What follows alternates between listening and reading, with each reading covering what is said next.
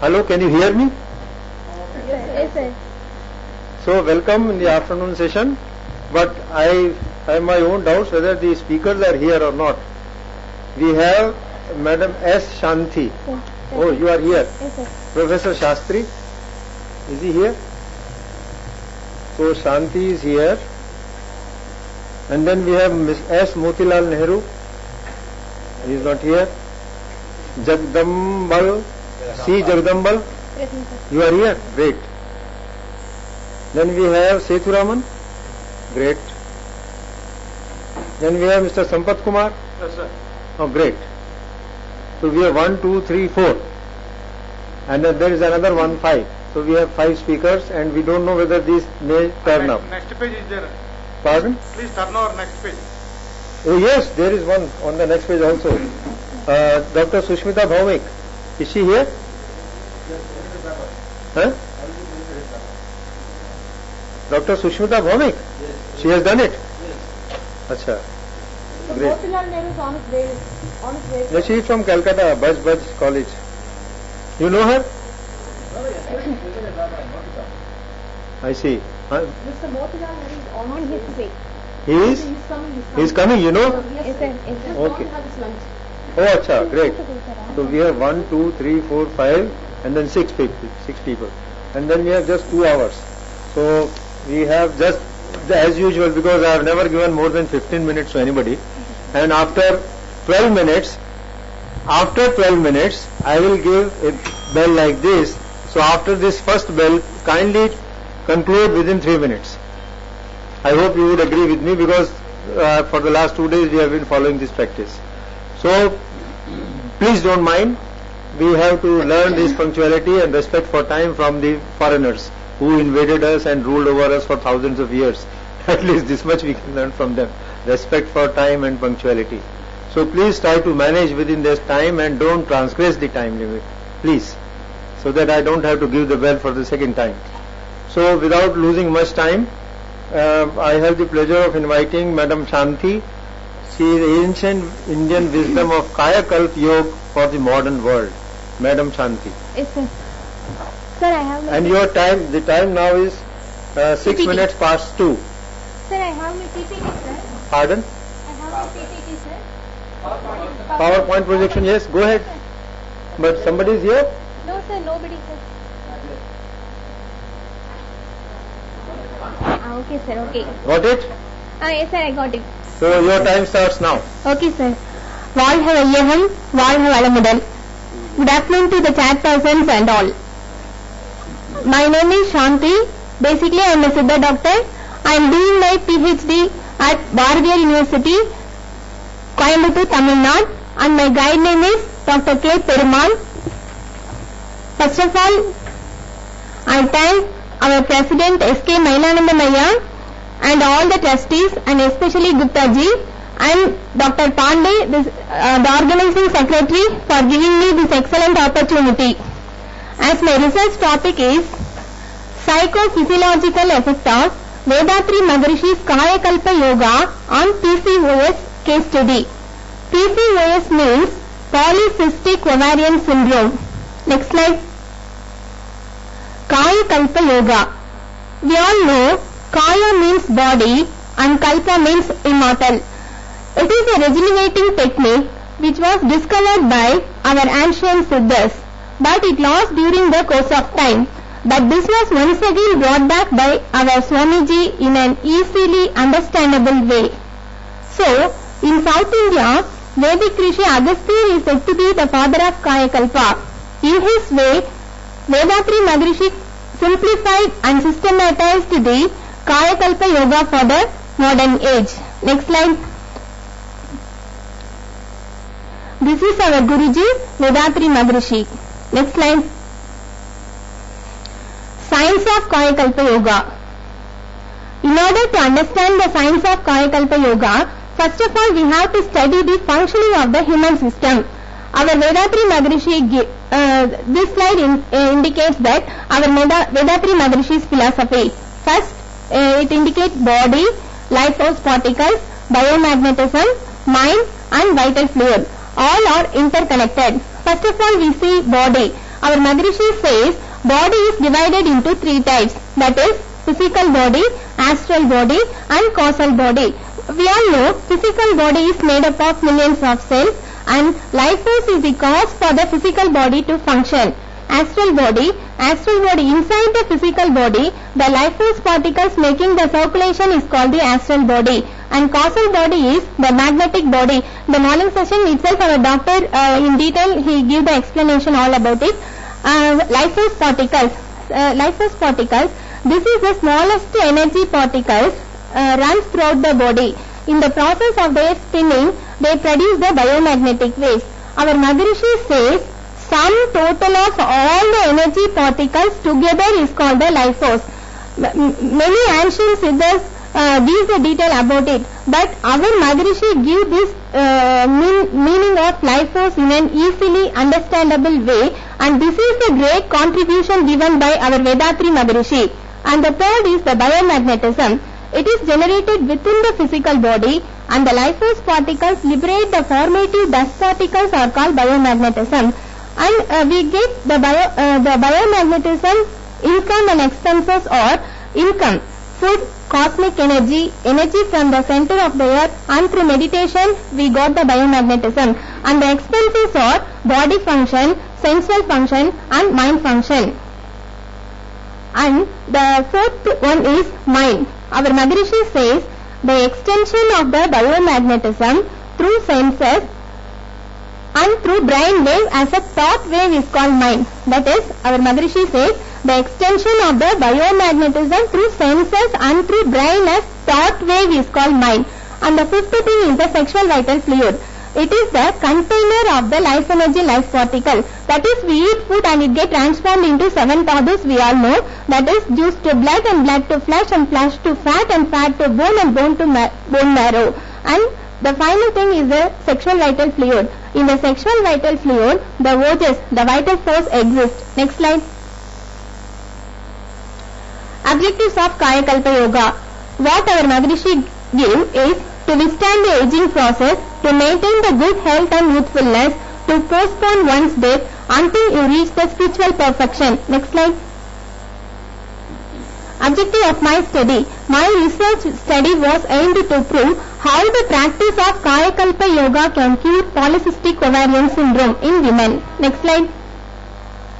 Polycystic ovarian syndrome. It is otherwise known as Steen-Leventhal syndrome, and it is also known as hyperandrogenic chronic anovulation, which is a benign disorder that commonly results in infertility. Most women with PCOS also have ovaries filled with multiple benign cysts, and it affects 5 to 10% of the women in the reproductive age. There are many causes for the polycystic ovarian syndrome. That is mainly the stress, lifestyle modification and the food. Next slide. So, steps in KAYAKALPA practice. Our Vedatri Maharishi gives 3 steps. That is, first Ashwini Mudra, second Mula Bandha, and the third is the Ojas breath. Ashwini Mudra. This is a boon to health. This is an exercise that helps in separating the vital force from the seed center. That is the exercise to the anal sphincter muscle. Then the second thing is the Mula Bandha. Holding up the anal muscles is known as Mula Bandha. And the third thing is the Ojas breath. It is a respiratory exercise to raise and spread the vital force throughout the body. This is just 7 minutes per day program. Next slide. These are all the positions that KAYAKALPA practice done in the morning and the evening session and the night time before eating food.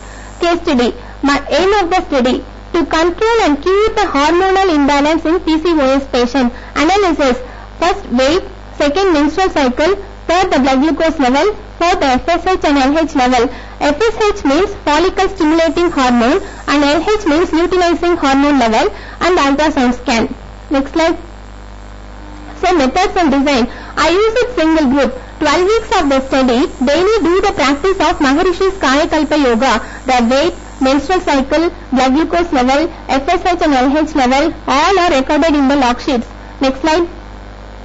So I take 5 participants. This is my preliminary study. So the age limit is between 20 to 30 and I take 5 participants. All the participants are instructed to do KAYAKALPA yoga, and the intervention group participated in a 3-month Vedatri Maharishi style of yogic practice.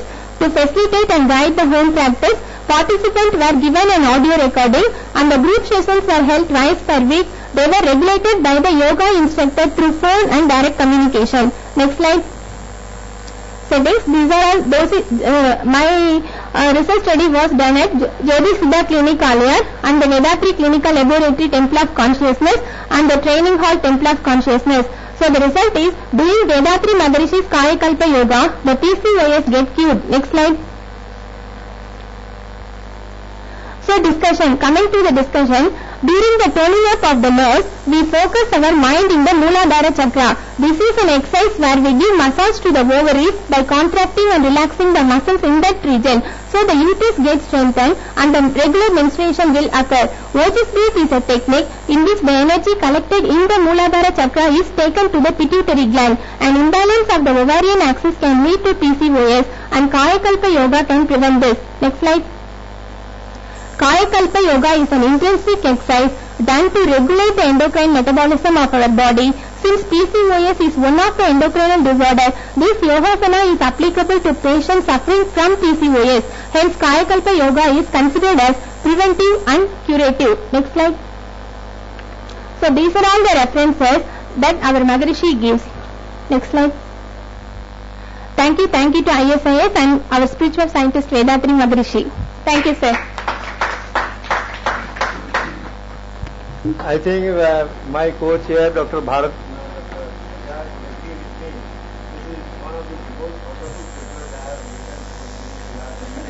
for a very simple reason, that she has finished very well in time. So let us give another clap to her. Thank you very much. Respecting the time limit. And Okay, sir. before I open it for discussion, let me give my impression. You Okay, sir. see, you said you are doing this till a person gets his spiritual perfection. Yes, sir. And you have focused on the first step, Yes, sir. Shariramajyam Khalu Dharmasaranam. This body itself is Yes, sir. the instrument for Yes, sir. this spiritual perfection. Yes, sir. But beyond this body, Okay, sir. there is mind, and Yes, sir. beyond mind there is intellect. Yes, sir. So perhaps, in due course of time, you Okay. will take care of those two aspects also. Okay, sir. Strengthening the mind Okay, and sir. intellect. Okay, The sir. Gayatri was mainly directed at, improving Okay, the sir. intellect. Intellect. Yes, sir. Savitu. Yes, sir. Savitu is our solar system. Yes, sir. Sun is the only Yes, sir. rather inspiration for Yes, sir. the illumined intelligence. Yes, sir. So if the intelligence is illumined, Yes, sir. the mind is Yes, sir. ready, Strengthened. it can control the body properly. Okay, But sir. you have made a very good start with the body. Yes, I sir. hope you will regularly progress Yes, to sir. mind Yes, and sir. intellect. Yes, And sir. then transcending the intellect, you see that, Yes, sir. which is perhaps your samabodham, Yes, sir. spiritual perfection. Yes, sir. Any questions, any suggestions, any comments, any Yes, sir. information sharing? Yeah, what I have seen is you have taken a very small sample, Yes, sir. just 5 cases. Yes, sir. Generally in the sampling technique, Yes, sir. you must have necessarily at least 20 to 30 cases. Yes, sir. I hope you enlarge your research Yes, to sir. about 20 people, Yes, so sir. that your results will reflect the true aspect of your research. Otherwise, Yes, sir. all the 5 may be negative, all the 5 may be Yes, positive, sir. which Yes, may not sir. be. Yes, sir. This is my preliminary study. I am doing my study. I am a first year PhD scholar. So in the forthcoming years, I will get the complete and the purity results, sir.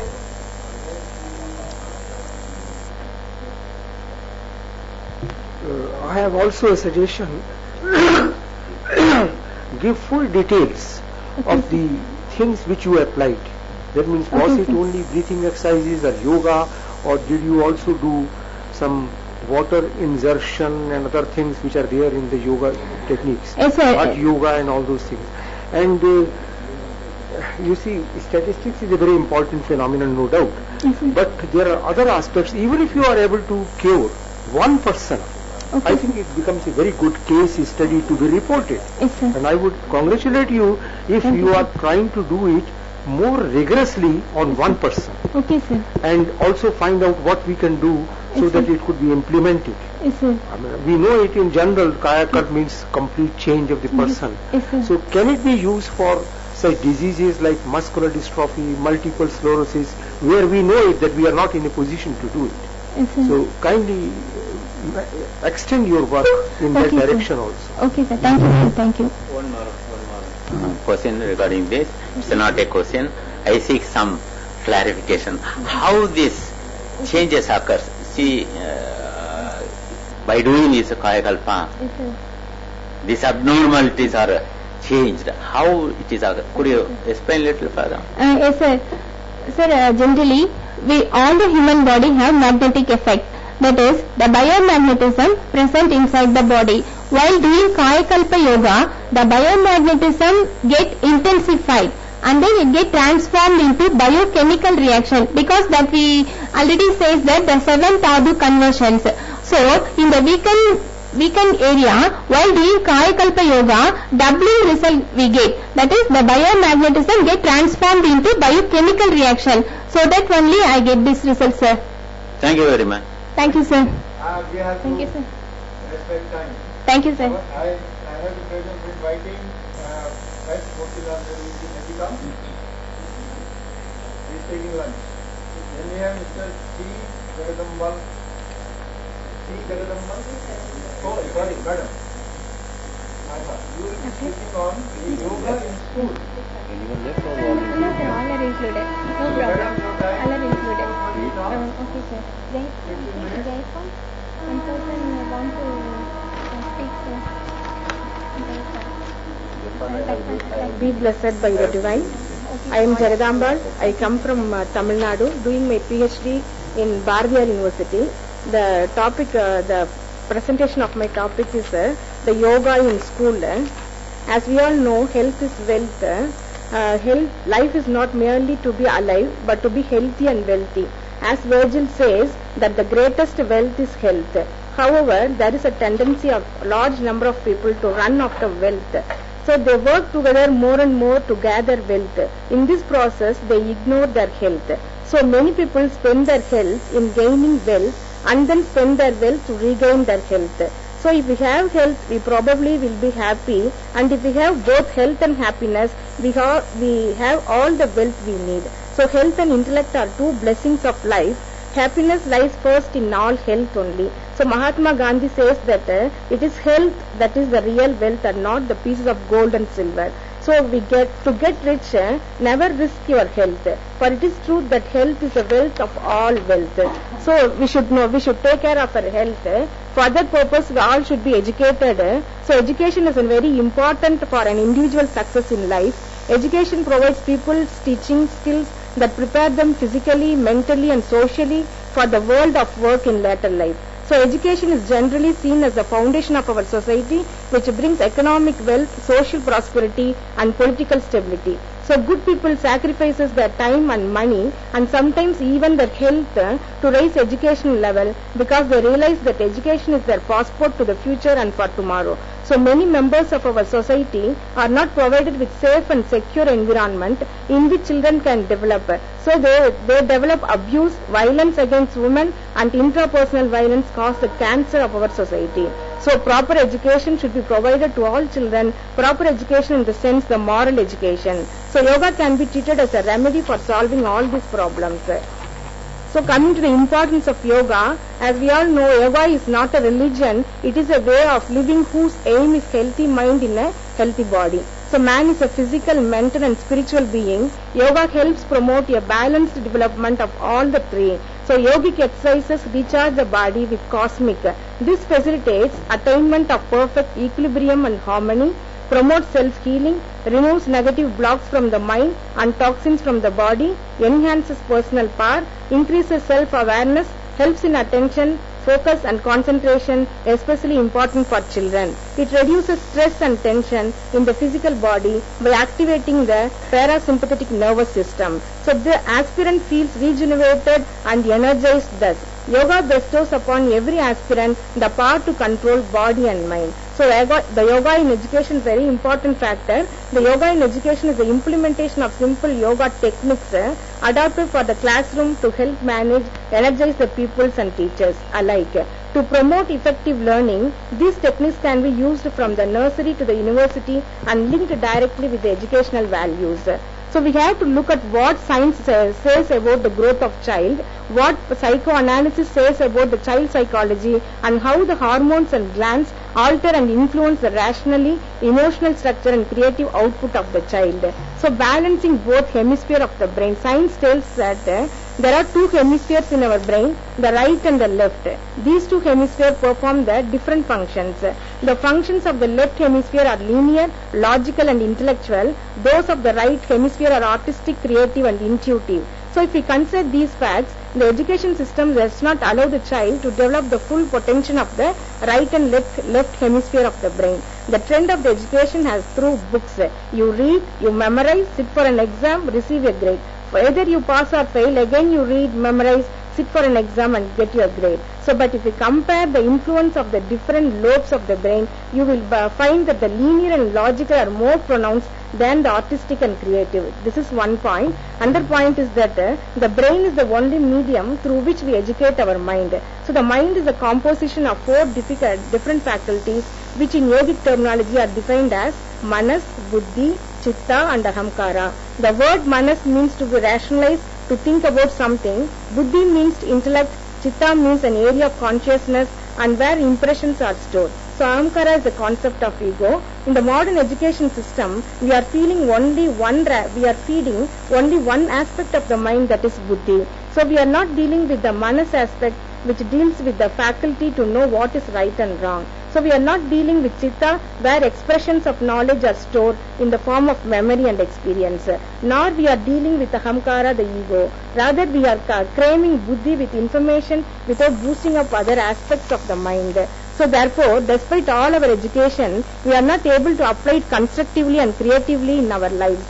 So the problem is not only with the education, the problem is also with the parents. Parents have not been enough educated. They consider degree as a passport to attain satisfaction, job status, recognition from other people, but a degree is not an indication of our education. So proper education can only be received when we allow children to use their intuitive abilities along with their intellectual abilities. So when you allow them to overcome their fears and inhibitions, to overcome the psychological pressures which are created without imposing your own conditions on them. So the yoga in classroom, the system of educating children has to be different. It has to be combined with certain practices which can remove the psychological blocks. So in European countries, the schools have a psychologist who monitors the performance, behavior and aptitude of the child and who tries to create a support group for the child in the home environment also. So when we monitor the children who were practicing yoga in the classroom, a marked improvement in their response, creativity, receptivity, memory, willpower and behavior can be found. So the children who were relaxed, focused, one-pointed and tranquil than their counterparts in the classrooms. So we are not practicing yoga who were more destructive, restless, violent and distracted. So this we have to practice in our country as well. So the teachers started, when we should introduce pranayama to the students were told to breathe in and out in unison with the help of big grandfather clock. So when the pendulum swung to one side, everybody was supposed to breathe in, and when the pendulum swung to the other side, everybody was supposed to breathe out.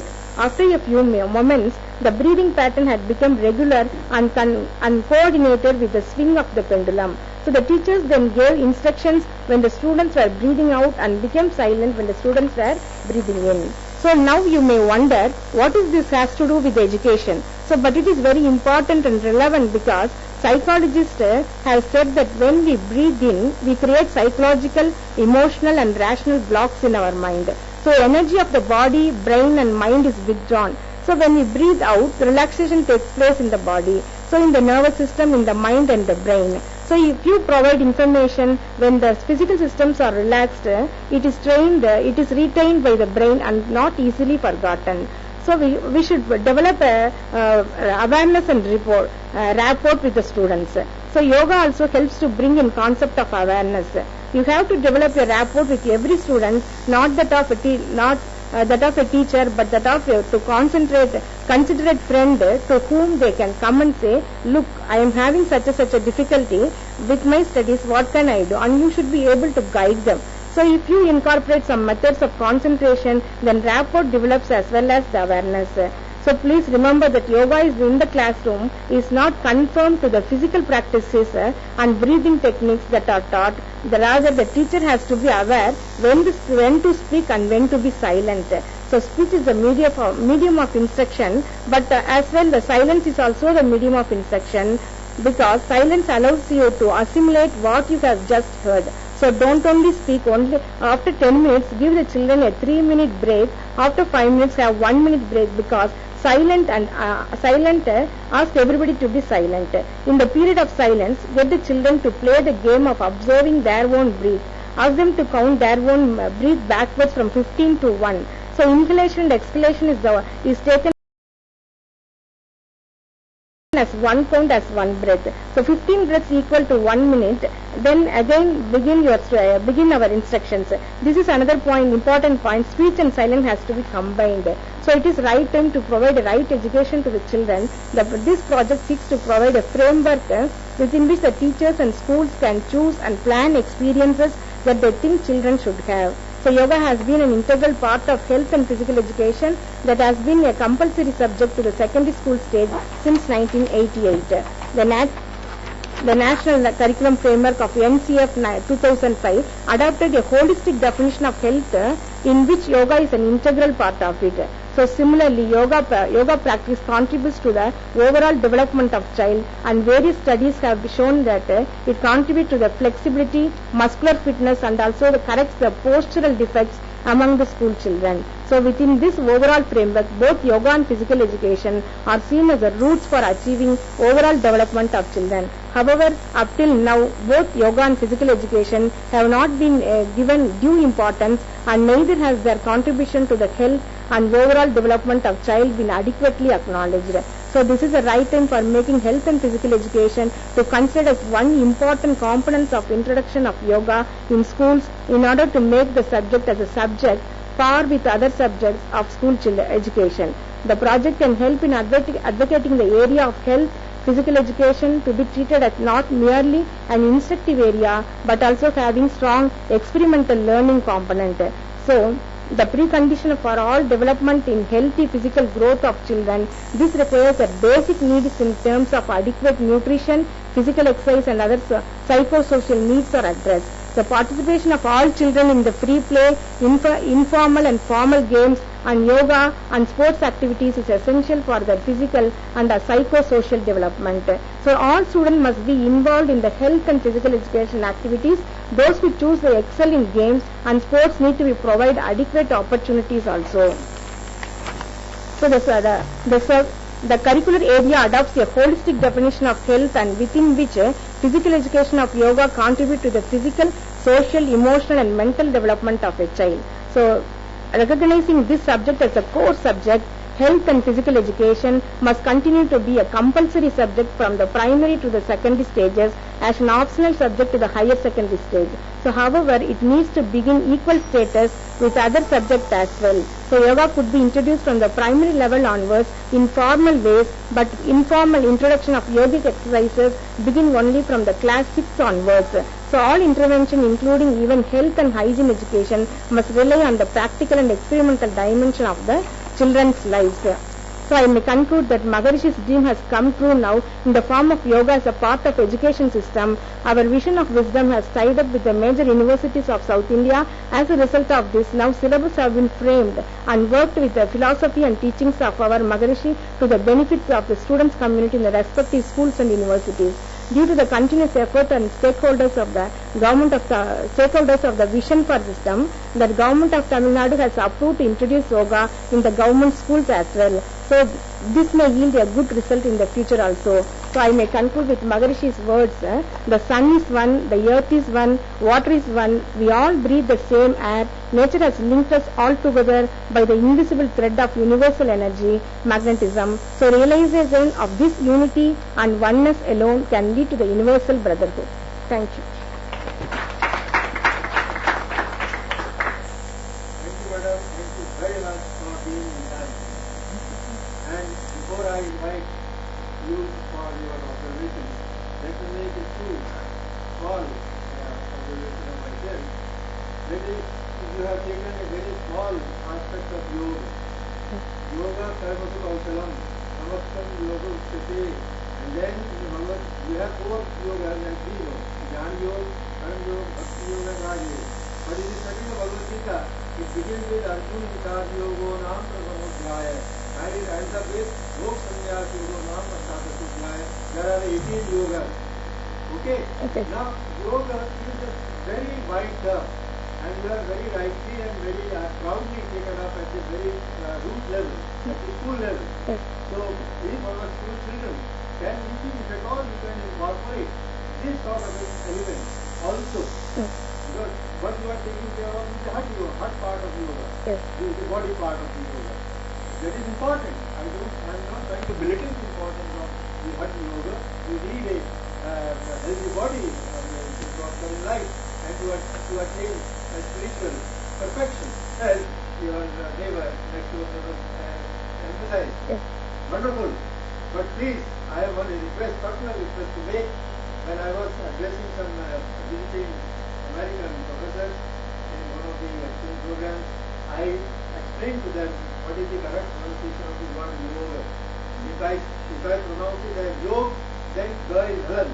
If I pronounce it as yoga, then there is an a after yoga. It is not like that. So the best technique to pronounce yoga is to take prolonged yo a little bit. Yoga. So that you pronounce ga as ga, not neither yog with a halan nor yoga. Yoga is also incorrect. We have, as the other day, one professor said, we pronounce Krishna as Krishna, and if you say Krishna as Krishna, Krishna means Draupadi. So let us please not pronounce Ram as Rama, Ashok as Ashoka, Krishna as Krishna. Yoga as Yog. Let Yog remain Yog. You may pronounce Ga fully, but don't make it Yoga. Okay. Thank you very much. Thank you. Now, anybody, any One question? observation, sir. Yeah. The presentation of Jagadamba is all right, but what I wish her to consider it to motivate her entire study from the culturing of the human resources. That is basic need of the society. So there is much drain in the human resources and what is called as weakening of the human resources. So how it is to be identified from the school level, if it is also added for that, it can be very good.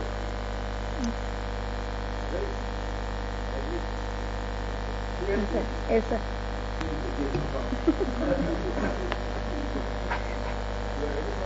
In reference to what the chairperson said, I would say don't even cut that final that let it be yoga, Rama, etc. full. Otherwise it looks like one of the limbs being cut. Thank you, sir. Our next Speaker is, he has appeared, Mr. S. Motilal Nehru. Am I right? He is speaking on ancient Indian wisdom for management and with special reference to stress management. You have a PowerPoint projection? Huh? It's failure? Then you... So what are you going to do? You will read it out. So please take care of time, 15 minutes. You will get a bell after 12 minutes and try to conclude within 3 minutes.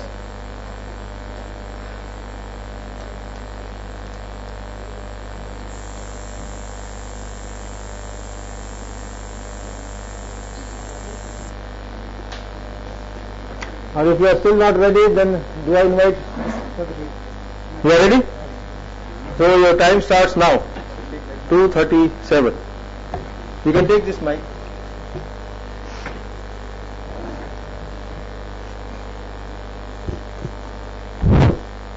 Vanakkam, Mohangalan, yogic experts and my dear friends and organizers. Once again, Vanakkam and Mohangalan. Good evening to all. Indian Society for Indic Studies. Once again, I am thanks. First international conference of ISI 2013 on ancient Indian wisdom and modern world. Long time I am waiting and present this paper. We are very eager to present this paper. In Tamil Nadu, my co-students and ourselves also presented in Vedatri Madrasa this paper. Okay. My title is Ancient Indian Wisdom for Management, that includes stress management.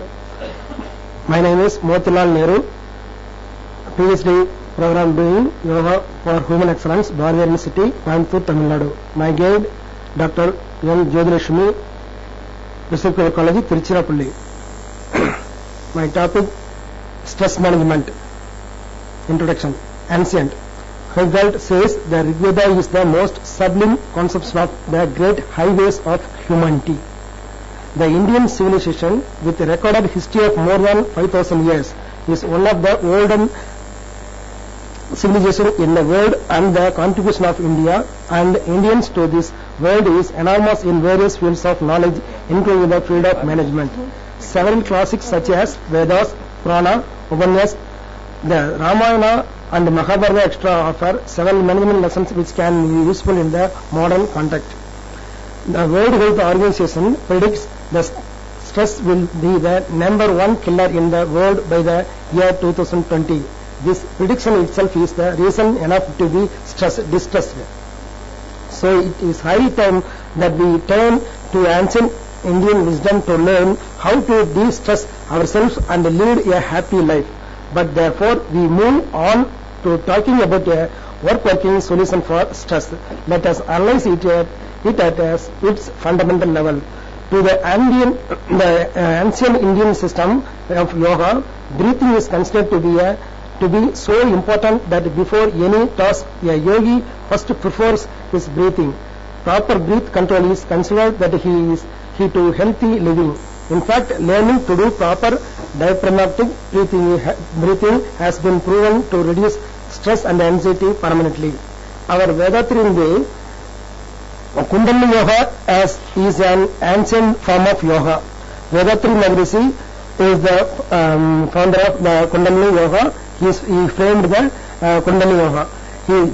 He said, develop a complete system of practices for the self on simplified physical exercise that are designed to balance the circulations of blood, heat, air and life energy, and to keep the body fit without any stress or strain. People all the ages can practice and benefit from them. Simplified Kundalini Yoga meditation, which is unique technique to calm your mind by connecting it with your life energy. It is simple, systematic and safe, which enables a person to go within and progress spiritually. Blessings also are given at the end of meditation as auto suggestions to help an individual to harmonize relationship and interaction with others. Introspection, mind exercise. Introspection practices are taught for personality development and to deal with day-to-day life situations such as analyzing thoughts, streamlining stress desires, neutralizing anger, eradicating worries and realizing self. And then the most powerful exercise of KAYAKALPA literally means the body immortal. The Kundalini Yoga is a systematic and integrated practice for body and mind, and its thrust is to make creative. By a new method which is wholly safe, one can get the Kundalini power aroused in needs. Hence, this method is called simplified Kundalini Yoga, applied to the sky simply abbreviation. The KAYAKALPA is the culmination of Kundalini Yoga, and its objective is to enable practitioner to postpone the aging process and death. Stress management. Ancient period. Management lessons from Ramayana, Mahabharata and Gita Teamwork is an important principle in management, and Rama applied the same in search of Sita and was successful in the mission. Rama as a leader and as a manager, we can say that Rama was independent, assertive, but also respectful, was firm in his decision, was open and frank, did not misuse power, delegated power to lieutenants, motivated troops honorably, and lead from the front. Bhagavad Gita provides all that is needed to raise the consciousness of man to the highest possible level. Arjuna got mentally depressed when he saw his relatives with he has to fight. Mental health has become a major international public health concern. This is in Mahabharata. To motivate him, in the Bhagavad Gita is breached in the field of Kurukshetra by Lord Krishna to Arjuna as counseling to do his pattern duly while multitudes of men stood by waiting. It has got all the management tactics to achieve the mental equilibrium and to overcome any crisis situation. Yoga for overcoming stress in this stress management. Patanjali Yoga does not mean union but spiritual effort to attain perfection through the control of the body, senses and mind, and through right description between Pusha, the self, Pusha, the self or the spirit, the principles of the consciousness, and the Prakriti, the matter of including the body. Stress is the word stress is defined by the Oxford University a state of affair involving demand on physical or mental energy. Nothing gives one person so much advantage over another as to remain always cool and unruffled under all circumstances. Thomas Jefferson. The stresses is our response to events or situations that disturb or threaten to disturb our physical and psychological functioning, as told Taylor. The World Health Organization defines health as state of complete physical and mental and social well-being and not merely absence of disease or infirmity. Two types of stresses, one with a low density, the others are of the high density. The low density stresses are very frequent and we encounter them very frequently both at our workplace and at our homes. The second type of stresses are highly density like death in a family or severe accident. These events may happen only occasionally and infrequently, but their effort to body is enormous. Our Vedatriyam, simplified Kundalini Yoga, 9 simplified physical exercise, meditation, introspection, KAYAKALPA reduce the stress. There are 7 center meditation in the body. Each center is connected with the in the meditation. There are 7 centers for meditation in the body. Each center is connected with the relevant endocrine gland as follows: Muladhara, Swadhisthana, Manipura, Anavara, Visukti, Agna, Brahmatra. These are the 7 center meditations in the body. Introspection means then mind exercise. Introspection means examining one's own self. Man life is along 3 angles: nature, self and society. For successful and happy life, one has to understand the nature of 3 aspects. Introspection is a necessary practice for this enlightenment. In this simplified Kundalini Yoga system, introspection is classified into 5 subjects. One is analysis of thought, moralization of desire, neutralization of anger, eradication of worries, and self-realization or who am I. And the first analysis of thought, for any achievement we have to follow a perfect system approach. Analysis of thought, we should know there are 6 sources from which our thought is arise. They are need, habit, environmental conditions, imposition of another person's thought, heredity imprints, and divinity. This introspection on thought will also assist you gaining success in the introspection of other aspects, starting with the desire. Then the next one of introspection is moralization of desire. This desire is to understand what is root of the thought, whether this desire is good. Without this enjoyment or desired thing, can I not live? What will be result if I achieve the desired thing or enjoyment? And if I can live without such enjoyment or thing, why should I unnecessarily create an involvement? Next, the questions, every desire should introspected on desired, plan, approach, achievement, enjoyment, and the assessment of the benefits. All six should go in line and in the coordination with one another. This kind of introspection will make the mind calm, relaxed, lighter, and more peaceful. Then next system, neutralization of anger. Anger is worst enemy of mankind.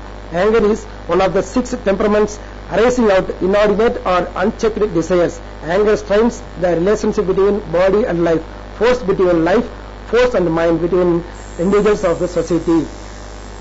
And then unless the place the problem, the anger is given blow. Problems to be faced or endured because they cannot be solved or changed by means. Problems which should be ignored because they are insignificant and no difficulty would arise when we neglect them. Problems which should be solved for the present because they will have to be solved by nature or by the society.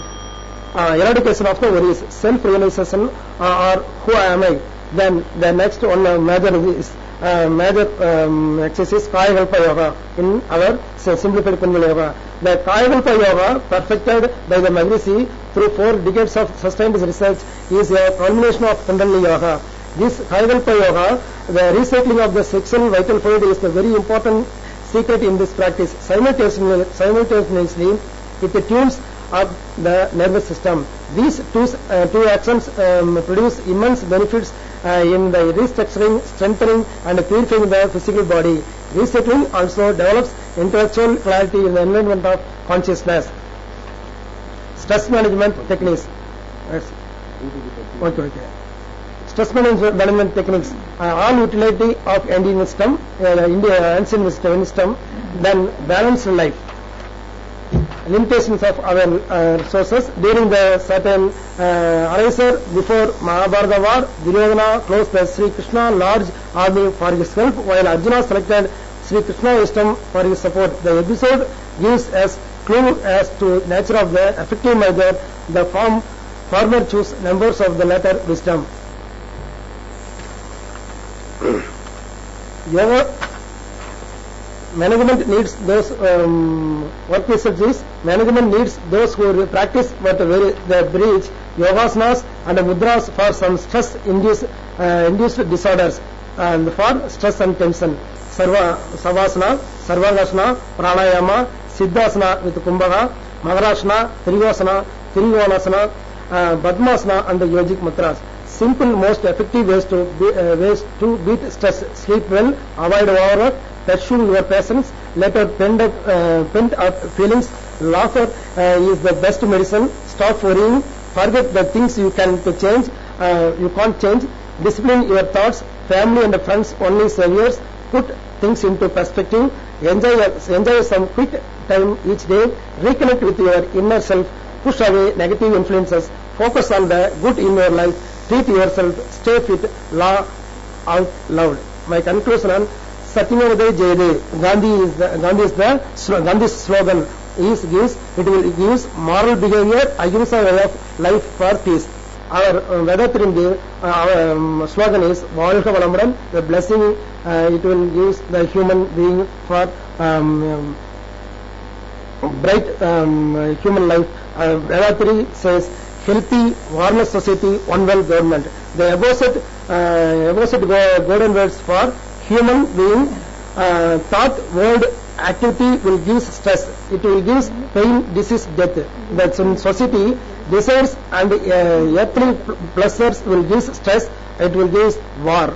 If people followed the beliefs and the moral ethics proposed by our great forefathers, nothing is permanent in the world. Anyhow, humans have no such control over their desires and earthly pleasures. That is why some kind of bad activities are taking place. So for making some control over all these, the one and only possible way is through yoga, especially the methods and principles of Swami Vedatri Maharishi, where everyone can get proper manners and good dignity.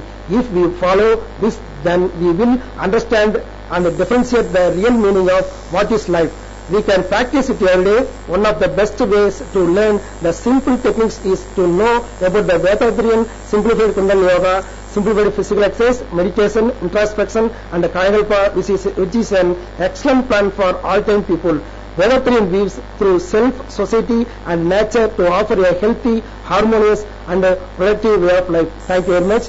My heartiest thanks to once again Indian Society for Indic Studies, Vadodara, Gujarat, and Vision World Community Centers under Alia Pollachi, Tamil Nadu. Thank you very much.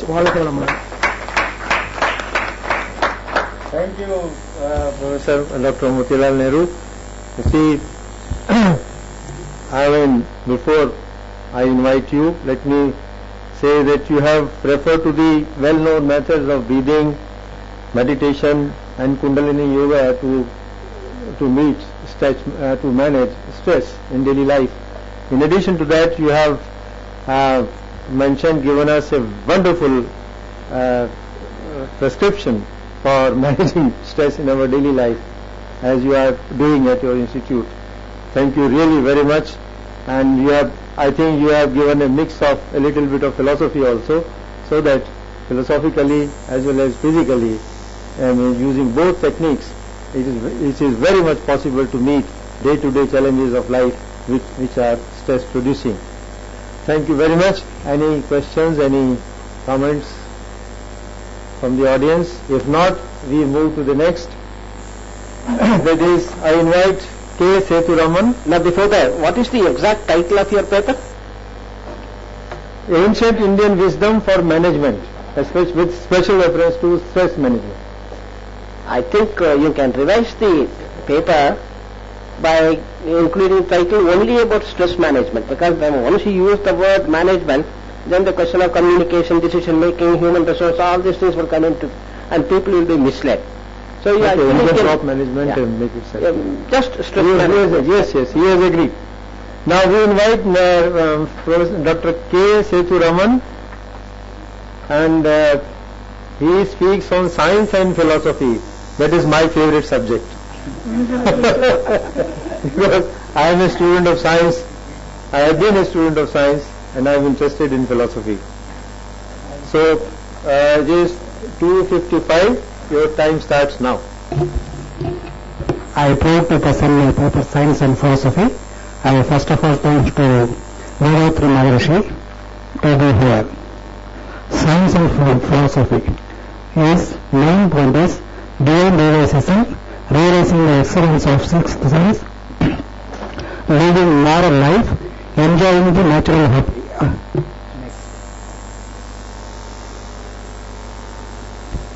World philosophy is starting as death is the starting point of philosophy.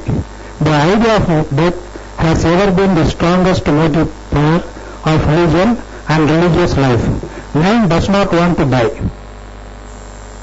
He wants to live forever. This is the starting point of philosophy. So, faith must be greater than the fear. Knowing the facts of nature is called the philosophy. There are ethics to philosophy.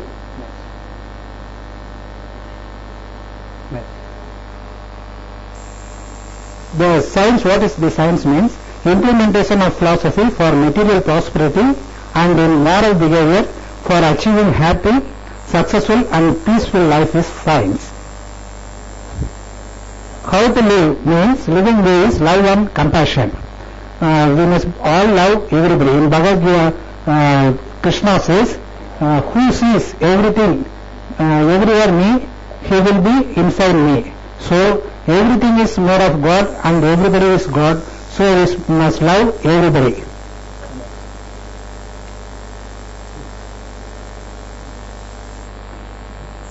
Parts of human life: living, enjoying natural process, attaining perfection in knowledge. So we must enjoy the natural pleasures and have positive thinkings to the human life. How is the life here is? The life is between the triangle. The triangle, what is? Self, society and nature. Every man is living within this triangle only. Without mind, nobody is there. So we must live within the mind. And society, we go upon the society and do things opposite to society will be punished. And no one can go against the natural law. We are living in this triangle. Next. There are needs for man life. Realizing and respecting the nature is first need. So everybody is praying the nature to live with harmony with the nature. Needs for human life is hygiene and economy. Man wants good health and natural foods and money to buy. Next. Needs for human life is painless life. He wants to live very happily. Next. Philosophy of life. Philosophy is a very vast subject, and Vedatri Maharishi take a portion, that is the philosophy life. He tells 12 formulas, that is needs 3, protections 3, virtues 3, and knowledge steps 3. Next. First needs 3. In the first thing, the first need is food and water for hunger. Nobody lives without food and water, so it is needed for everybody. Next. So food everybody is wanted. And second need is shelter and clothing for feeling of climatic variations. So we are building houses and wearing clothes, and when climate is heat, we are putting AC. Everything is for maintaining our body temperature 98.6. So to maintain body temperature, dress and shelters are needed. And third need is to pressure of excretory forces. There are many cells are producing daily and many cells are deathing. So the wastages must be getting out. That is the third need. The pressure of excretory forces are urine, stool, sperm. By the society acceptance marriage also is an pressure of excretory forces. Okay. Next. Then we go to protections. The protections 3. We must be protected from natural disasters.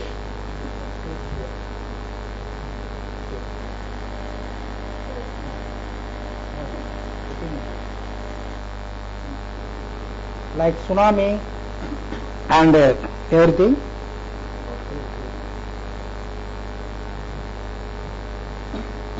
Okay, we must be protected from the natural disorders.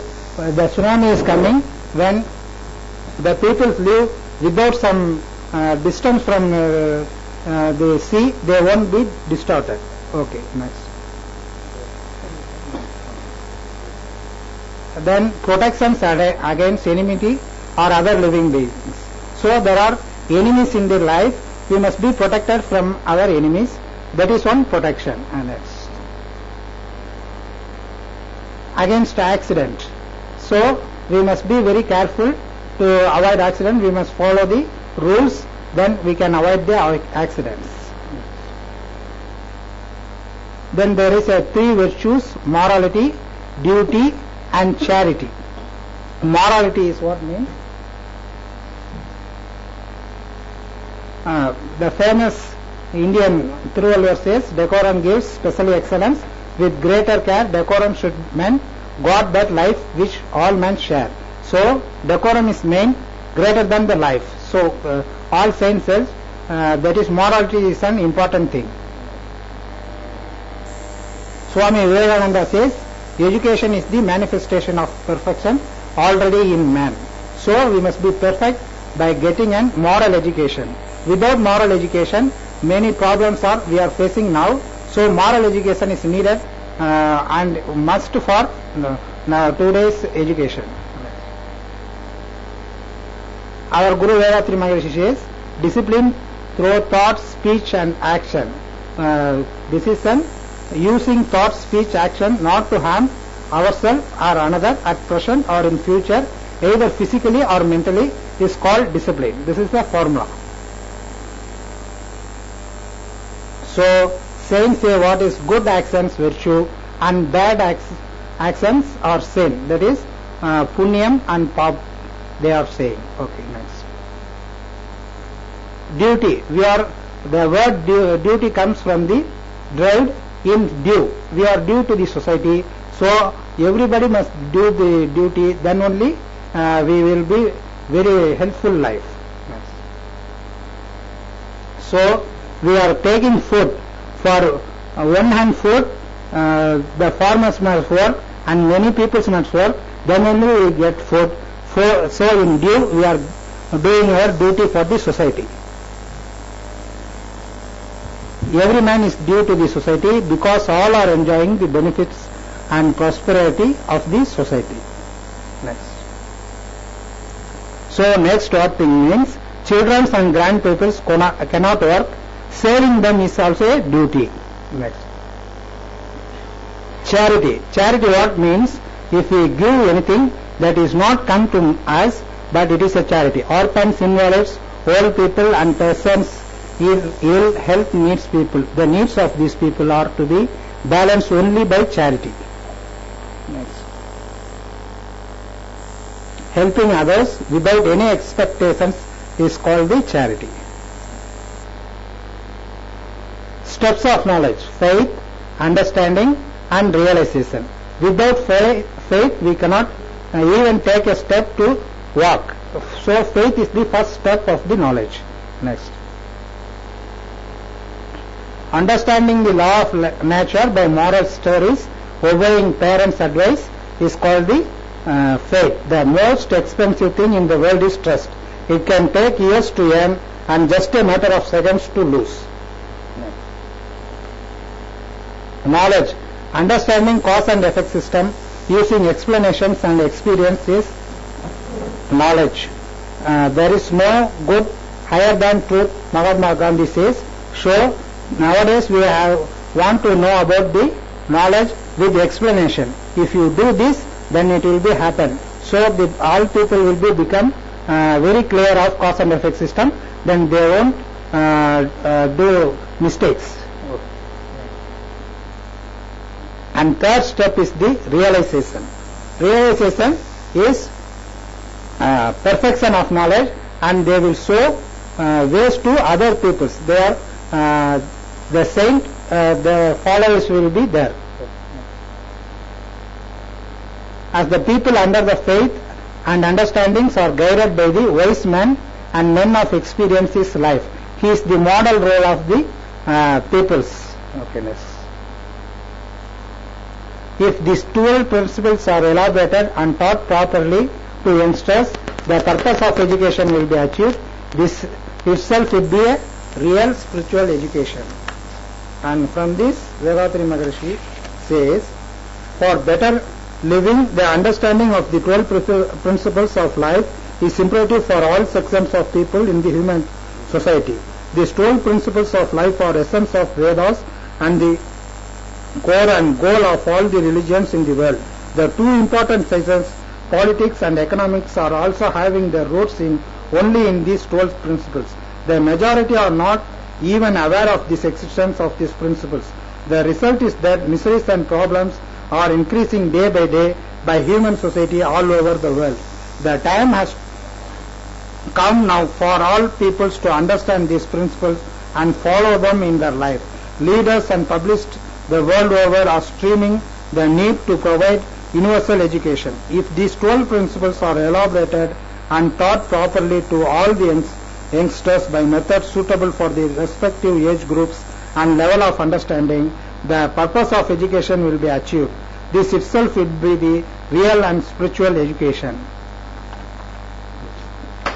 Thank you. Thank you very much for not allowing me to even to give you a bell. Well, Professor, I mean, it was wonderful presentation. You did a wonderful job. It's very rare to see such sort of presentation. How much labor you have is involved in this presentation. Congratulations. And I might say a few words. You know, when you said you started with the concept of death, that man is scared of death. And you know, in the Mahabharata, that is called the Yaksha Prashna. Kimascharyam, that is what Yaksha asked. What is the most wonderful thing in the world? And the answer was, the Yudhishthira's answer was, we see death every day around us. but still we are not prepared to accept that I will also die. This is the most wonderful thing in the world. Death is inevitable. But it's not, I mean, you have I don't want to demean what you have said. We do take preventive steps to live a healthy, happy life. But how does science contribute towards this philosophical? Philosophy is darshan, is realization. It is not something to be discussed after a heavy dinner over a cup of coffee in the dining room or in the hall. Philosophy in India is seeing, darshan. That is why we call it darshan, realization. That is philosophy. How does science help in realization? That I would like to say a few words. You know, scientists, the other day also I said that first was J.C. Bose, who experimentally demonstrated the oneness of existence. Then followed by Elaine Aspect and co-workers. Professor Bajaj is here. He is a physicist. There may be other physicists in this audience, I don't know, but I know Professor Bajaj is a physicist. He knows better physics than I do. Then Elaine Aspect and then Nicholas Giesing, and then the Bell's theorem was verified experimentally. What was the philosophical fallout of science? Philosophical fallout was that we are one. The entire cosmos is one. That is ekoham bahusyam. How did that one become many? That is a $1 million question which scientists have attempted to answer. The answer was already there in our philosophy. It is He who has become this universe. Those 4 Mahavakyas. But science, with scientific evidence, because our children, our kids at home, these 15-year-old kids, they are going to ask, what is the, you say it is in your Vedas, in your Upanishads, but I am a Christian, I don't believe in Vedas, I am a Muslim, my Quran doesn't say so. So how are you going to convince those kids? Science helps us in this realization. It's a long topic, I don't want to take a lot of time here. If I get time, I will definitely love to talk about it, how science provided this substratum for philosophy, the philosophical conclusions that we reached in this land thousands and thousands of years ago. Ekam sad vipra bodha vadanti. What is the scientific evidence? Ekoham bahusyam. What is the scientific evidence? Ishavastamidam sarvam. What is the scientific evidence? There is hard scientific evidence, not to prove it, but to finger, raise it, look here. Scientists can definitely lead you. They cannot make you reach there.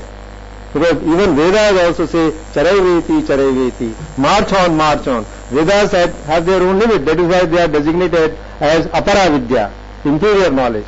The Paravidya is Yaya Tadaksharam Vadigamyate, by which that one which appears as many is realized. And scientists, physicists especially, quantum physicists especially, with these concepts of quantum entanglement and the quantum potential and the background microwave background radiation, all these are concepts which help us to understand those conclusions that the rishis and the Jesus in the Gospel of St. John, he said, I and the Father in heaven are one. A Sufi saint, Sufi Islamic Muslim saint said, Ana al-Haq, I am the ultimate truth. So, what is the scientific evidence? There is the scientific evidence. That is the contribution of scientists towards understanding philosophy. Your questions, your observations. I like to add to that of Professor Goswami. Towards that pursuit only, we have undertaken some experiments which I presented yesterday, and today Dr. Shanti also took this. The philosophical expression of our forefathers is to be translated through scientific exploration only.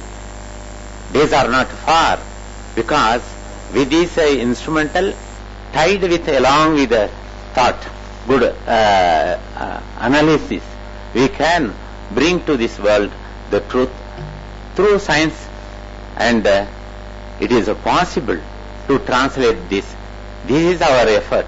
Also, the thought of Yogi Raj Vedatri Maharishi, we have to present this ancient science to this scientific world in all possible manners, through physics, through natural sciences, like that. These are all my views to add to that. I would also like to refer to the statement that you made, that death is the starting point of philosophy, that is probably objectionable. Well, the Gita says, na jayate mriyate va kadajit nayam bhutva bhavita vana bhoyah ajo nitya shashvatoyam puranam na hanyate hanyamane sharire. Therefore, life is a continuous process. Birth and death are only passing phases, like your young age, youthhood, etc. And therefore, at best you can say death is generally discussed as part of philosophy. You cannot say philosophy starts with the death. So I would like you to revise this statement in your presentation. Sir, can I add here that if the starting point can be the understanding of the karma theory better, and that could be a good starting point. But thing is, how would you be able to inculcate in everybody this understanding of the karma theory? Sometimes the karma may have an effect. The cause may have an effect immediately. I am cutting a mango, I cut my hand, immediate effect. I plant a mango tree, it may have an effect of giving me fruit 10 years later. Many janmas sometimes. So can we better understand the cause and effect of the karma theory? I think that will be a better starting point than the fear of death. Cause and effect system. But he is a So we move on to the next. Medavarapu from Ahmedabad, is he here? Yes, Ahmedabad, sir. Oh yeah. The heart seed in the first verse of Ishwar Pratyavijna. So you have 15 minutes. Please. Okay. Sabhaya Namaha. Sabhaya Namaha. My paper's title is The Heart Seed, means Bijakshara. The first verse of Ishwar Pratyavijna Vimarshini Vyakhya is Aham, not Sauhu. Sauhu means that is a Bijakshara, heart seed, Pradaya Bijam. But actually this is belongs to Kashmir Shivadvaita.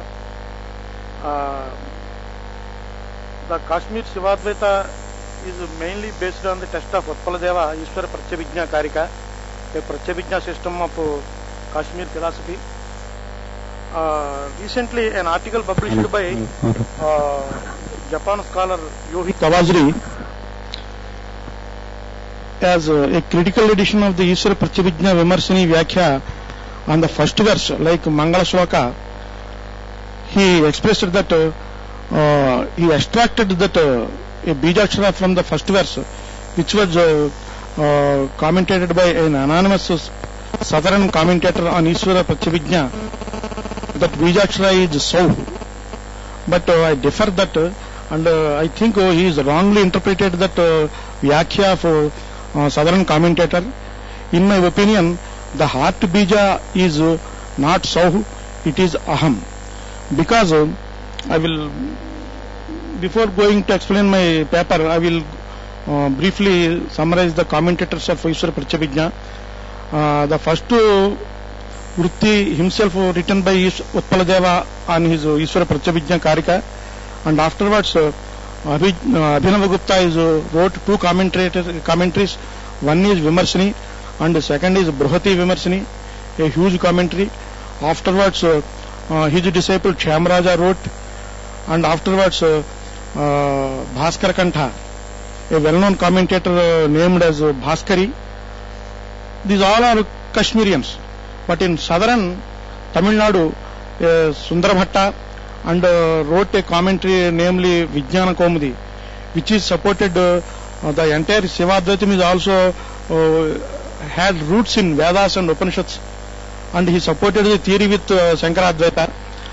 And another commentator is anonymous commentator, wrote in prose style, so his commentary's name is also Vyakhya only. But the first verse of Vimarshini of Abhinavagupta is Nirabhasat Purnat Ahamiti Pura Bhasayati Yat Dishakham Ashaste Tadanucha Vibhanktum Nijakalam Swarupat Unmesha Prasaranam Esha Sthitishusaha Tat Advaitam Vande Paramashiva Shaktyatma Nikhilam. Here Kawajiri interpretation is follows like this. First of all, I quote three objectionable points. Then after I elaborately discuss those points.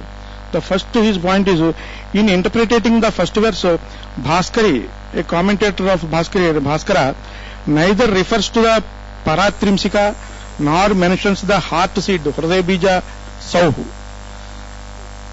That is wrong. The second, interestingly, Ishwar Pratyabhijna Vimarsini Vyakya, following the Anuttara form of the Trika, which is influential in South India. That is. The third one is the Paratrimsika Laghuvritti, with approval, the Ishwar Pratyabhijna Vimarsini Vyakya also states that not only the Mangala Sloka, but also whole text of the Ishwar Pratyabhijna Karika forms the heart seed, which he said previously so. I differ these all three points. Now I elaborately I will go through my paper. Now I answer the above points. Kavajri says the Bhaskari neither refers to the Paratrimsika or mentions the heart seed Sauhu in his commentary, but that is not correct. Bhaskari commentator Bhaskara Kanta is a great traditional scholar and an adept of Kaula system, a commentator on Yoga Vasishta called Sri Mokshopaya Tika, which was a giant work, contained the 110,000 verses. At present it is posited in Germany. He said like this in Bhaskari himself, Swatasiddha Srimad Rajanaka Vaidhuri Kanthatmaja Srimad Avataraka Kantaputraha Bhaskara Kantoham Dasasahasrottara Laksha Sankhyaka Sri Mokshopaya Tika Karanena Kurta Tad Avagahana Skanda Samvahanaha Swapituhu Paramparagatam Upadesham Shrutva Sri Kaula Narottmebhyascha Vidyopadesham Asadhya Tad Vyakhyayam Pravruttaha Nacha Panditavaraihi Yogyatam Aropya Parihasavishii Karyaha Swavinodardham va swaswatadi bodhanardham cha kurtam etat sparsinepi tesham anadhikarat.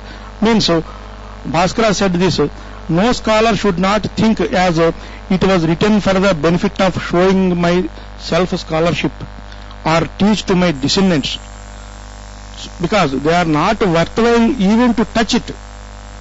In third Mangala Sloka of Bhaskari commentary, he clearly mentioned as the entire matter and abundant wealth inherent in the Lord as Aham. So we may think the total Pratyabhijna theory is based on Aham, because self-recognition. So we may think the total Pratyabhijna theory is based on Aham recognition. How can it will be ignored? See, this Bhaskara Kanta also elucidates in second Mangala Versa in his commentary as Swarupe Samliyanam Krutavidhimayam Sarva Vishayam Nijaiswaryam Swasmin Ahamiti Vibhur Bhasayati Yaha. So apart that I examine the first verse, according to the Vyakhya, I think that Hriday Bijam, Bijakshara is not so. This is the Kavajri's interpretation, but this is not correct. My interpretation as follows like this. Because Bijakshara is only purpose in the rituals and recitations only. But in philosophy, the heart means core system of the total doctrine, essence of the system. And also, the Sakara is not indicated in Vyakhya by any word. That Hriday Bijam is Aham.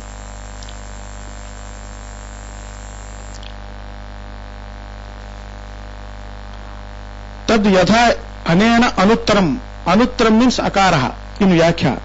Nijakalam iti visargasektihi. Visargasektihi means hakaraha. Nikhilam iti purnam, a dot or bindu. Here is the proof after dictionary page 1166. Sachidananda vibhavatu sakalat parameswaratu asit shaktihi tato nadaha nadatu bindu samudbhavaha. Completeness, totality, nirvrutam khilam shesho yasmat. Then you see anuttaram akaraha and nijakalamit visargasektihi hakara and nikhilam sadrupam vishwamiti bindu a ha ma. Then it completely aham. Aham means Sivoham. I am Siva. Now I explain the anonymous commentators' lines in under their order of meaning. Unmesha prasarana and Chaturdasayutam Ichatra. The Rajanaka Lakshmana is another Kashmir Sivadvaita's writer. His book is Paratrimsika Vivruti. He explains Adha Mahamantrasya Uddharam Aha Chaturdasa Swarayutam Badre Tidhi Shanta Samanvitam तृतीयं ब्रह्म शुश्रोणि हृदयं भैरवात्मनः भैरवस्य हृदयं किम् इति चेत् अघोर इति तृतीयाक्षरं स्वरेषु वर्तमानं तृतीयं ब्रह्म अघोराख्यं यत् चतुर्दशस्वरेण युतं सम्बन्धम् अहमिति यो विमर्शः पश्यन्ति वाग्रूपः. हियर चतुर्दशस्वरेषु युतं सम्बन्धं means 14th vowel au. Related to this au is akara.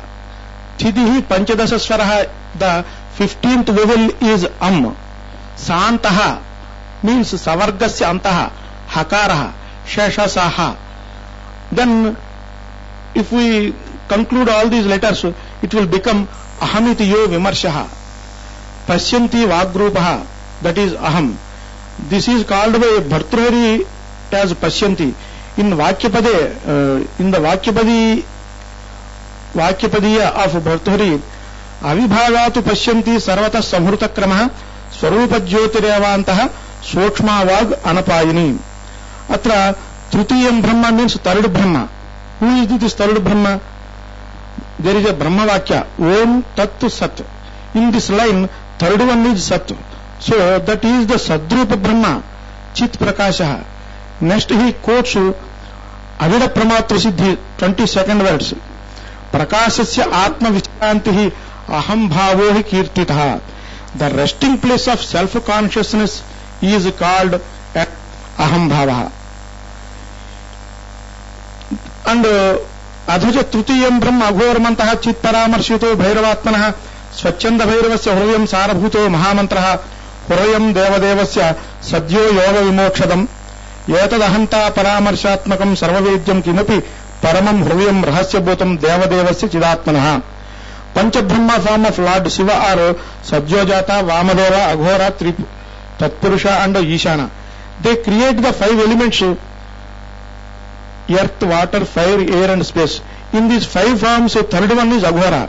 Shaivagama also follows the 25 Tattva system. They worship Shiva as Pancha Brahma, 5 forms of Pancha Mukha, 5-faced Sajyojata, Vamadeva, Aghora, Tatpurusha and Ishana. Each of these is related to each of the 5 sets of 5 tattvas. So we can confirm as the heart seed Bijashara in Tantra practice is Aghora. In philosophy it is Aham. In Vedanta it is Brahma. Again he confirms with Ishwara Pratyavijna Vyakhya Vimarshini Sas Puratta Mahasatta Deshakara Viheshini Shaisha Sarataya Prokta Hurayam Parameshtinaha. It is the translation by K.C. Pandey. It is the imperceptible eternal stir, Spuratta. It is the absolute being. In example, perfectly free in respect of all acts of being. It is beyond the limitations of time and space. This being is the essence of all, is spoken of as the resting place of the highest Lord. एवं अनुत्तर भट्टारिकात्मक परभैरव यामिळवाचिकी भूतं महाफलप्रदं हृदय बीजम अस्मिन्निति शास्त्रावतारः. युगल बीजम here अनुत्तर is Shiv अकारः, भट्टारका is शक्ति, विसर्ग शक्ति हकार. These couple coded in A and Ha, then Aha is the fruitful Mahamantra, is the heart seed of whole scripture. Abhinav Gupta also clearly said the rudimental difference of Pratyabhijna system with other philosophical systems. Asmisti sati agameshu dvaita vyakhyam apasya brahmavade avidyam maya shakti kurcha vijnanadvayam atmeshwara abhiprayana nirupya siddhyati yasha janaha. That means Abhinava has clearly stated in his Brihat Vimarshini, if dualistic doctrine were given up by the so-called Agamikas, and if Mayas were to be taken as a power of the Brahman by the Vedantins, and if 2 Vijnanavadas, Alaya Vijnana, Pravritti Vijnana, were to be admitted to be the manifestations of the Atma, Ishvara and Mahadeva with universal consciousness by the Buddhas, there is no difference between the Kashmir Shaivadvaita and also other scriptures. So we may think the Kashmir Shaivadvaita is a refined form of the Advaita of Shankara and Vijnanavada of Buddhism. And lastly, the same anonymous commentator also said that heart seed is Aham with other textual proofs. Paratrimsika, इत्यादि अनुत्तरम अकाराद्या स्थितयः एवं परमेश्वरस्य स्वात्मनि इच्छात्मिका स्वातंत्र्यशक्तिः अनुन्मीलित भाव विकास तथाविध अर्ध अंतर्घन संवत् स्वभाव विमर्शसार अकार इत्युच्यते. इन तंत्रालोक also यो अनुत्तर परस्पंदो यश्चानंद समुच्छलन तौ ताव इच्छा उन्मेष संघट्टात् गच्छतो अविचित्रताम्. The stir in both a and all letters will be happen with I, E and E according to Panini Sutra Adguna A plus E is equal to Ekara, E plus U is equal to Okara will be formed. The three short vowels A, I, U represents three powers of Bhairava, Para, Parapara and Apara that constitute the primary triad Trika. Then Anuttara means Akara, Ananda means Akara, Ichhashakti means Ikara. First two are represent the one single light of consciousness. When these all will mingle with third one Ekara. This is the Trikona also. According to the Ishwar Pratyabhijna Vimarshini Vyakhya of anonymous writer, the 14th verse of the 4th chapter Tattva Sangrahadikara Sarvadhatu Antaralina Ananta Tattvauha Nirbharaha Sivaha Chidanandagana Paramakshar Vigraha. The commentator Bhaskara also clearly confirms like this: Swatman Vishranti Rupaha Anandaha Swatma Vishranti Anandaha Tena Swatma Vishranti Anandasya Swarupam Darsheti Akrutrimaha iti Akrutrimaha Vishaya Sadhita Tattva Bhavena Akalpitaha Atayeva Naisargikaha Swabhavikaha Tadha Paramarshatmakaha Ahamiti Parahanta Paramarsaropaha. Okay, I conclude with one sloka. Paratrimsika Vivarna. Abhinava states that Paravyapti is the Saubija. Sarnena Tratiyam Vyaptam Trisulena Chaturdhakam Sarvatitam Visargena Paravyapti Udaharta. Sarnena Sa Trisulena Au Visargena Visargaha Sauhu Bija. This indicates the expansion of Para in the group of three. The Sau indicates only Para. Para, Apara, Parapara. Here Abhinava clearly mentions the Sa letter is the signification of the subordinate level only. So the heart seed of the first verse is certainly is Aham, not Sauhu. I am also an adept. The Saubija would be uttered in Sri Vidya practice in the beginning of the Bala mantra, I am Klim Sauhu. So, which contains three bijas, I am Klim Sauhu. In philosophy of Pratyabhijna, there is not at all connection with the Saubija. I conclude this with a self-remembering verse. Bhavat Bhaktasya Sanjata, Bhavat Drupasya Me Adhana, Tvam Atmarupam Sampreksha, Tubhyam Mahyam Namo Namaha. Thank you, sir. Thank you, Dr. Sampat Kumar. You have reminded me of Tantralok you mentioned, and I think Abhinav Gupta, he transcends all those concepts that you have been mentioning so elaborately. In just one verse, if I remember it correctly, Anahat Hatottirno Mahavisham Achidgati Veerarit Ghattanojyukto Ravo Devya Vijrimbate. You see, when the Shiv and Shakti, they want to be one, and then that Nad comes, which is beyond both Ahat and Anahat. Yes, sir. So that is the qualification that Shaivism, Kashmir Shaivism has, this is perhaps one of the best contributions of Kashmir Shaivism towards realization of that ultimate reality which they call as Nada Brahman in the music, and Shabd Brahman is Bhartri, the Armenians. Okay. And incidentally, that book that I showed you, the Indian music, yes, it deals with. I got this idea from this book, which I just remembered. Certainly, thank you, sir. So I hope you would appreciate that Tantralok has a wonderful contribution towards this Pratyabhijna version. Thank you very much. Any questions, any comments? This is not perhaps directly related to your paper, but I would like to have some clarification. Okay. There is a theory that the Pratyabhijna philosophy originated from the south and then went to Kashmir. Again, with some changes, it came back to south. Do you agree with this theory, or is there any... But I want to clarify that matter, because the Swamananda in 8th century, 8th or 9th century, Swamananda wrote a book, Sivadrushti. He is the first exponent of Shivadvaita, because in South Saivagamas, there are also dualistic Siddhantagamas and non-dualist Siddhantagamas also. But that's actually the mode of in Shaivism is all originated in South only. We agree that. but it is refined in Kashmir Satyam Yes, later sir. on. Yes, that is agreed. So I'm sorry, we have to proceed forward. Is Mr. Jaipal here? R. Jaipal? You are here? So you will be talking something about DNA? So would you need that PowerPoint? Just like that? Okay. So your time starts now. Kindly announce the title of your paper. 333.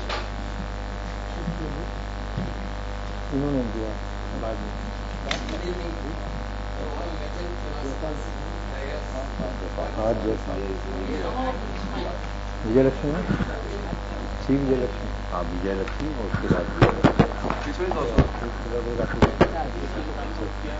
You can come over here with this mic, or else, yes. Good evening to all legend philosophers, dais, participants here of ISIS 2013. I am Jaipal, PhD research scholar from Bharatiya University, Coimbatore, in Tamil Nadu. I start the spiritual journey from the famous atheist Thandai Periyar. It ends with Aruptandai Vedadri Maharishi. DNA in the perspective of Vedatriyam. This is my topic. One question: is genius God? The great philosophers have put forward many theories of spontaneous generation of life. They believed that the entire universe is living entity. Empedocles, Democritus, Epicurus, Aristotle, according to them, animals not only originate from their similar animals, but living things do arise and have always arisen from the lifeless matter. This mentioned by our Avayar, Paramaya Shaktiyul Panjama Bodhangal, Taramari Tonduvathu Varappu. The different assemblage of 5 major classified physical elements from the eternal energy is birth.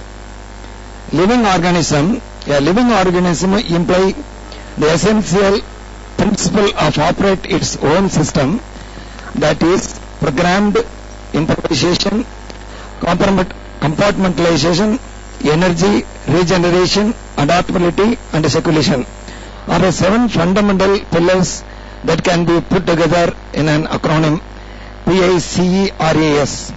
Program. In every living organism possesses a program, an organized plan that describes both the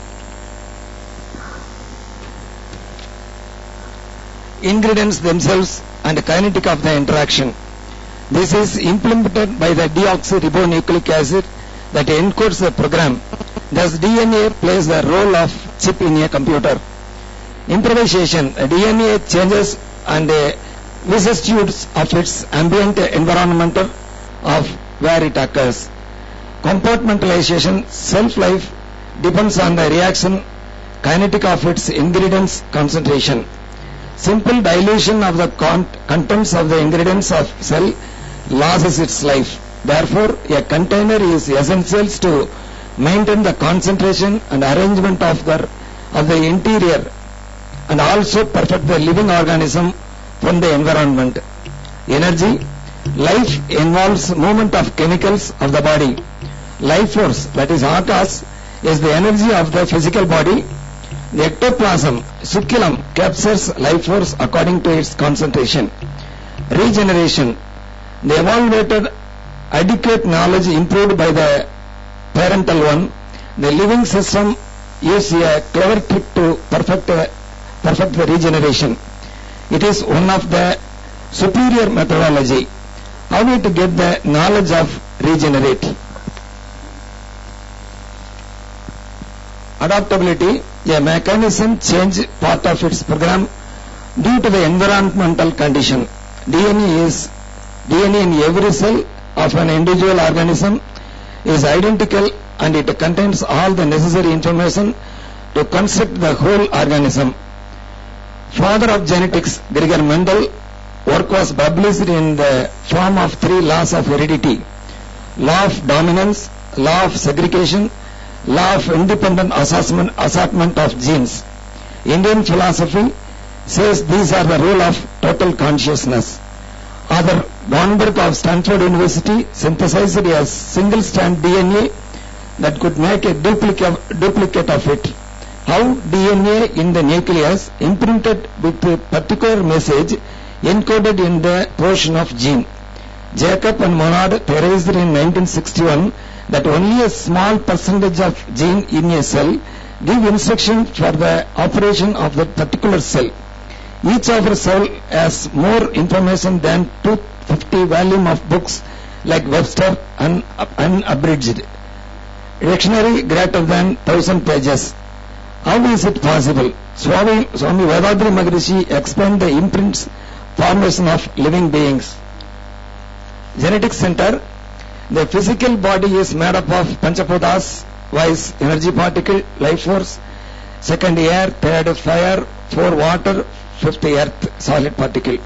Within the physical body of living organism, energy particle runs freely. Each life force's particles on spinning produce concomitant charged magnetic field will be established or biomagnetism. By the surrounding pressure force of gravity, all the experience contained in the biomagnetic domain is compressed to the center of the body, where the center of the physical body and the life force circulation, also situated because of specific gravity due to the spinning speed of life force. This condensed biomagnetic center with all the experience form of the beginning of evolution as genetic center. It is also called soul. A tiny portion of the biomagnetic field with some chemical as adenine, thymine, guanine, cytosine, uracil called DNA. The chemical transformation of the waves from the genetic center as genomes leads to the organic evolution carrying all the qualities from one sense organism up to man. The subject of genetic center is of utmost relevance. So the life of living beings, the genetic center is one of the imponderable of the universe as is mind. Universal mind, God, inorganic mind and a living being mind. In living man have a most powerful mind to realize the genetic center through the inner travel of biomagnetism and intuition. Most of the rishis asked the same question, who am I? The omniscient consciousness of nature is to be adored for evolving such wonderful biomagnetic organism to fulfill the greatness of the universe and its wonders. The omniscient consciousness, God, in the static level, it is sleeping. Awaken in the minerals. That is Swami Vedadri Maharishi gives, that is shape, character and order of function. And cognize, experience and discriminate in living being. This spontaneous magnetism is contraction and expansion process through DNA. The condensed imprints of magnetism is seed. Expanded magnetism is mind of living ones. Mind is one of the God in Indian philosophy. Kandan in Tamil, Gandham means magnetism. Finally, I can conclude the causal body of the DNA have all imprints of evolution of living being. God alone owns it. காந்தநிலை அறியாமல் கடவுள்நிலை அறிவதோ கருமையம் அறியாமல் அறிவதனை அறிவதோ மாந்தராக பிறந்த எவருக்கும் மாற்று வழி விஞ்ஞானத்தில் தத்துவத்தில் இல்லையே. It means if we do not know, we don't know God. If we do not know the genetic center, we do not know consciousness or knowledge. There is no other way to man in science and philosophy. Thank you for everyone. வாழ்க வளமுடன். I would like to express my thanks to the speaker. I think it was Dr. Jayapal who was speaking, isn't it? Yes, sir. It was a wonderful paper. I have never heard such a kind of explanation. In fact, we have been reading about DNA and other things. We always thought it was Watson and Crick's contributions, but it is coming from our Indian system. Okay. And the laws which he told, I would like that if this paper is further expanded, okay, and further discussed, and kindly do ask questions to him. Okay, sir. This is all the, excuse me, I am adding to your, Yes, please. yes. This is the Vedatrian philosophy.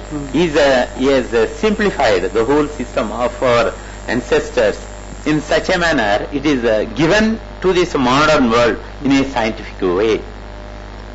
He is clearly explaining what is the soul, what is the life force, what the evolvement of life force into soul, and receiving the whole thing and then expanding it into mental activities. Like that, he simplified so that common people also can easily understand, correct themselves towards perfection.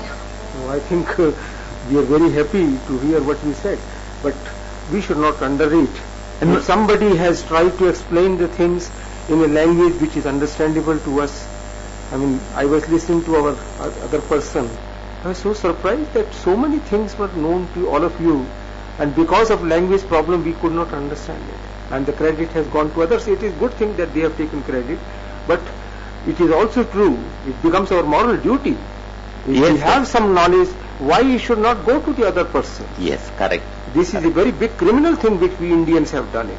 I think, isn't that Agam explained very thoroughly well. No, I mean, he was quoting a thing which is starting from Kashmir and going up to Kanyakumari and all that up to your south.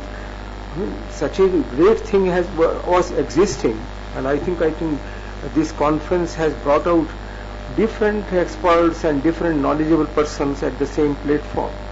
So we should not understand it, and I'm quite sure by this discussion we are arriving at some new points of working. Really? For example, this has been a great problem, at least to me. I think it will be a problem to all of us. I was in Russia, and at that time I told them that I have a belief in soul, because Gita says all. And you will be surprised to hear from me that all the great scholars or great physicists were agreeing on soul. But our European friend, he said, we don't believe in that. And younger person don't believe in that because we have not explained them the properties of soul. I have been asking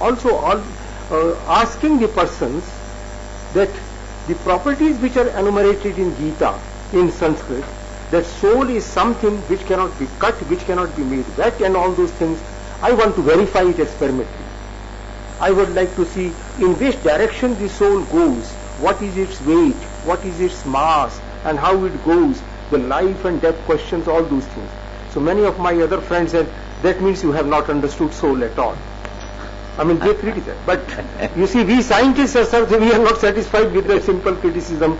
We are interested in making use of the great knowledge which you have. Correct.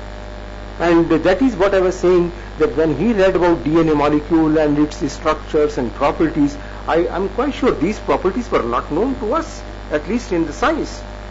And he is telling us. Similarly, I was listening about Pythagoras theorem, and we were saying that Pythagoras theorem was already known to Indians. And yesterday I was in Haridwar, and I came to know the Gurudutt. He quoted, the very formula by which H2O was formed.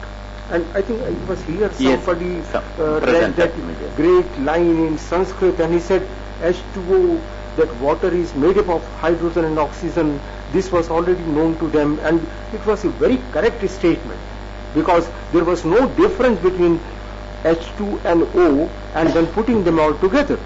What is necessary for us, not to merely say glorifying others, but the point is, if something is known to us, we have to take advantage of it and translate it into other languages.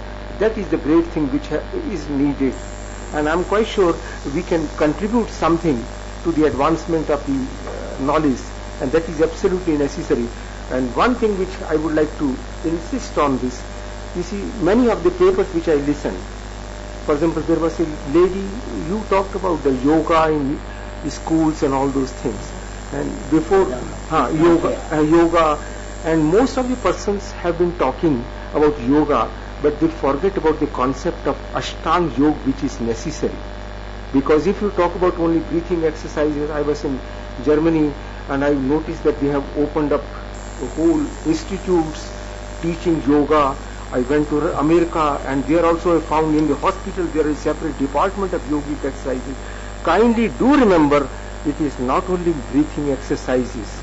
And therefore, if it goes in the hospitals, if it goes for the treatment of the patients, if it goes for understanding the life as a whole, as it is necessary for us, it is exactly what our Schrödinger, the great physicist, he wrote a book, What is Life? In that concept, he was actually searching out the knowledge from all of you. And whatever he could do, he said it. And we were all the time questioned about it, all the time. Somebody said, can you explain what is God? I said, it is the great energy. He said, that means you are saying God means energy. I was again wrong. I said, it is a great attribute. Then said, that means you are calling God as attribute. Everywhere we could not answer it.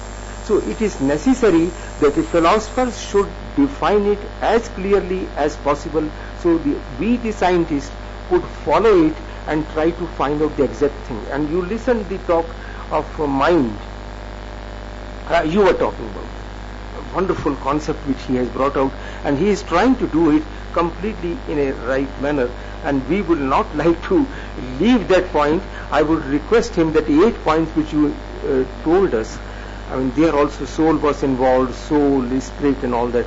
Earlier I also thought that it is all nonsense. You see, searching out soul and all those things, and it had got no meaning. But it is necessary because it will be able to explain what is consciousness. And we have to take it. And I would like to add this point, a very important point which will perhaps give you a new line of thinking. I was in a conference and that was on pain. Pain is a very big problem. It is a multidimensional study. In that conference I was surprised to see they are trying to image the pain. Do you understand what I mean? They were trying to make imaging of pain. Pain, how do you do it? Imaging means photographing it. Image, the concept. Can you imagine it? But they were doing it. This was a conference which was held, I think, in British Columbia. I was there. I'm a member of the International Association of the Study of Pain. And one whole session was devoted to the concept of consciousness. Where it was done? It was not in a philosophical section. It was not in a Sanskrit section. It was, medical doctors have come because they were interested in doing anesthesiology properly. Because you give anesthesia and a person where the consciousness goes, he does not feel pain at that time. And similarly, when we were caring for ahimsa and all that, we have to answer these questions. I have been often saying, well, that person feels pain. But many times animals don't feel pain. I mean, at least we don't realize it. I saw a cow being butchered in Germany, and I deliberately went to the slaughterhouse, and I noticed, except the sensation on the body, there was no crying there. So my theory of crying will go away. So that's why I'm saying the electromagnetic radiation, other things which we are narrated here experimentally, they were wonderful. You have noticed that there was a paper, very nice paper, in which he has given all experimental things. So I would request you that kindly write your paper in as much detail as possible, adding as much experiments from others as possible. We will still consider the original paper, because the research paper is one which takes into account all the knowledge which was present and also tells us how his problem can be further extended. And especially I have a request to you, you had so great knowledge about Sanskrit and all those persons coming from Coimbatore. I was really amazed. Kindly try to see that those books become available to us who are in the north, and we are very keen to get an answer from all of you. And this question I am putting to all of you, and a request to all of you, despite the fact that great knowledge was with you, at least in the south. Thank you, sir. We will be able to providing all these books to us. Thank you. And also we will be inviting you to Coimbatore. No, the question which I was actually trying to raise before you was this, which you have to try to answer it either now or later on. Despite all the great knowledge which was there, I find the violence was on the extreme in the south. For example, we have a very big slaughterhouses in Kerala. In Madras I went it. I could not know, on one side we are having so much ahimsa coming from south, at least at the conceptual level how it was going on, and try to see that it is, I mean, it is not a personal comment on anybody. No. I'm saying it is because I'm also Indian as all of you are. So we are interested in the list of ahimsa or non-violence or what you call it yoga. We are now on this stage. Maybe I may tell my feel over your question. Yes. Probably in the course of time we have limited with rituals in the approaches of understanding. You want to speak? Yes, I tell this. Is it possible that we could have one more speaker? Thank you. And then we would like to listen to you very much. Thank you very much. And even others, because I am not in a hurry and I would be interested. One statement I would like to make it. Anybody who goes without speaking his mind or without expressing himself, I will consider it to be a great criminal activity. We are here to listen you. We are here. If you could not speak, at least give us in writing. If there is a language problem, we have been instructed already that kindly don't speak Hindi because others will not follow. So we are trying to bridge that gap which was there because of language problem. But fortunately English has become now a good way of understanding each other. So I would request, because of time consideration, I am inviting C. Vijay Lakshmi, and then we have also already presented. C. Vijay. I think over. Then it's only last. We have Anand Vardhan, Management of Eco-Friendly Development, and Anand Vardhan ji has got a great introduction which I have to say. He is from the Ministry of Water Resources, isn't it? And other things were there, and he is the National Institute of Hydrology, and he is a scientist from CSIR. So he is actually a very important person, and at this time also he is doing PhD from IIT Delhi and from the Civil Engineering Department. And with this background, it is very interesting to listen to him because he has boiled it and brought out so that in very small time we could see. And I request to all of you that if you could not express yourself or you still have some other things to say, please give us in writing, and I will try my best that everything is brought out in black and white, because you see our ancestors did it, marvelous thing. They went on doing Murti Kala and all. We are able to get their knowledge. So we would like to put your knowledge also for the coming generation. Thank you. So we are listening Anand Vardhan. But we want your email address to communicate this thought actually. Email address. Email address is not there. No, which email address we have to send it? To our organizer. Okay, thank you. Dr. Pandey. Yes. Anand Vardhan ji is speaking. My presentation is on management for eco-friendly development. What I thought to have this topic, because we have ancient Indian wisdom, what we had earlier, and modern world, what we have in this age. So actually what I found in modern world, we have developed ourselves, but there is problem. We are facing problem, and we are about to search good management system, behind management also, and we are exploiting our nature so much that it is polluted, and it is not, environment is not good, even warming, and so many problems are coming. So my topic is पर्यावरण संपोषित विकासोन्मुख प्रबंधन. Slide is in Hindi, so I take so I can speak in Hindi also, because we can able to express ourselves, especially our ancient Indian. They have in Sanskrit and Hindi and our soil, so we can understand and express also in better way in our language. So next slide please. I mean to say, in past what we were, सभ्यता नष्ट हो भी जाए पर सुसंस्कृत संस्कृति बची रहती है. सुसंस्कृत संस्कृति आने की विकास के प्रकृति की भाषा, जमीनी भाषा, जैसे कि संस्कृत भाषा उदाहरणीय है, जिसमें हमारे विकास को शिखर देने विज्ञान और तकनीक को अग्नि तह तक ले जाने और व्यक्त करने का मंत्र है। ये बीज रूप है, ऊर्जा है, उत्कर्ष का स्रोत है। सृष्टि काल से अभी तक भारत भूमि के विज्ञान, गणित, चिकित्सा, खगोल और तकनीक आदि पर अपार गौरव महसूस करते हुए आशा कर सकते हैं तथा ये कह सकते हैं कि आज के समय में हमारी भूमिका कम नहीं है। हम यहाँ अपनी मिट्टी और भाषा से जुड़े हैं और राष्ट्रीय भाषा हिंदी संस्कृत का पूरक है और हम एक अभी कह सकते हैं जितना हम अभी विकास पहले किए हैं और उसको व्यक्त करना चाहते हैं अनेकों भाषाओं में। हमारे वेद जितने भी ग्रंथ हैं सबका ट्रांसलेट हो रहा है इंडियन भाषा में और विदेशी भाषा में भी, और दुख यह है कि उसका ट्रांसलेशन सही ढंग से नहीं हो रहा है। व्यर्थ हो सकता अनर्थ हो जाए, वो बहुत बड़ा दुख की बात है। इसलिए बड़े बड़े लोग बैठे हैं इस स्लाइड के साथ। मैं उसमें रिक्वेस्ट करूंगा कि जो भी अर्थ हो उसका पहला विवेचना हो साइंटिफिक फील्ड में।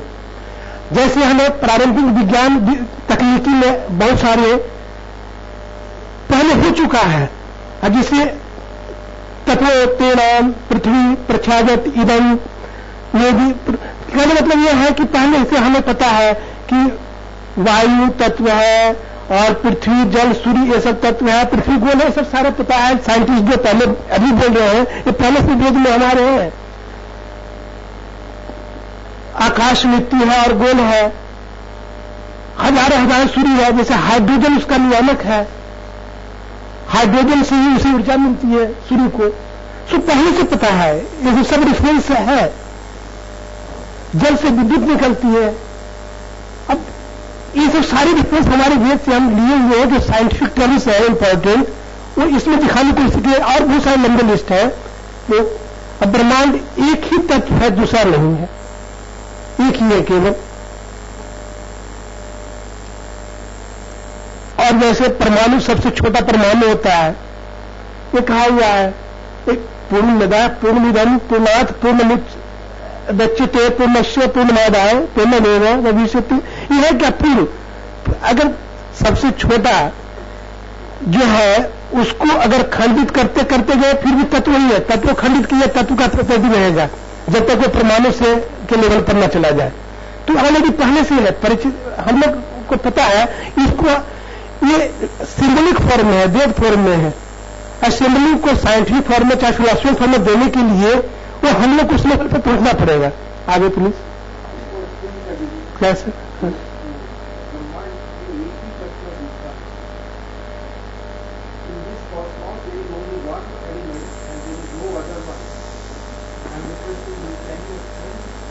ऐसे तो हम इसकी विशेष ज्ञाता नहीं है, लेकिन हम जो समझते हैं ये ब्रह्मांड में एक तत्व जो है ऊर्जा,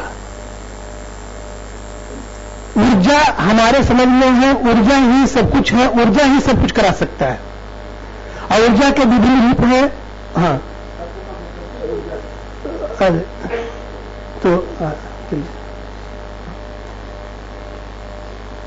तो भारत में पहले जो वैज्ञानिक हुए और जो हमारे उपलब्धियां हैं अगर उसको देखें तो लगता है कि हम अभी बहुत पीछे हैं, हमारा विज्ञान अभी वहां तक नहीं पहुंचा है, उसमें प्रेरणा लेनी चाहिए।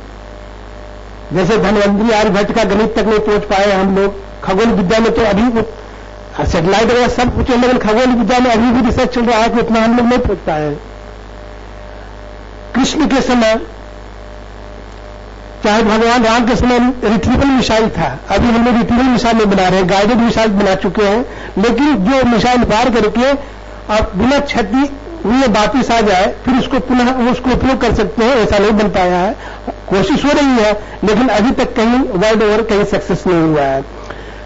राम का खड़ा इवन हम समझते हैं रडार था, तो साइंटिफिक युग वो था, उस तक वहां तक हम लोग पहुंचे नहीं हैं। जो अब अगली वर्षन करने वाले बहुत सारे अस्त्र शस्त्र थे, उस लेवल तक अभी पहुंचना बाकी है। जहां तक सौर ऊर्जा का ये अच्छा पात्र ही था,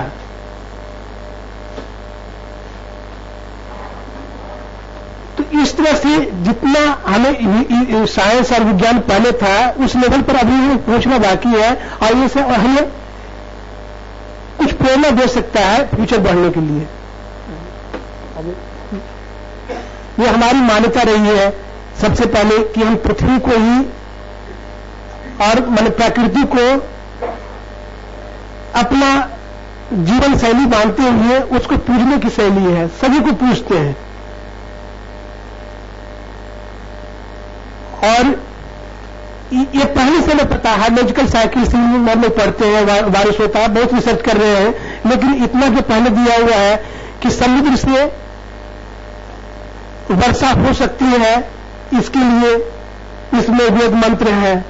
वर्षा होती है पृथ्वी पर सब जगह बरसे, इसके लिए प्रार्थना है।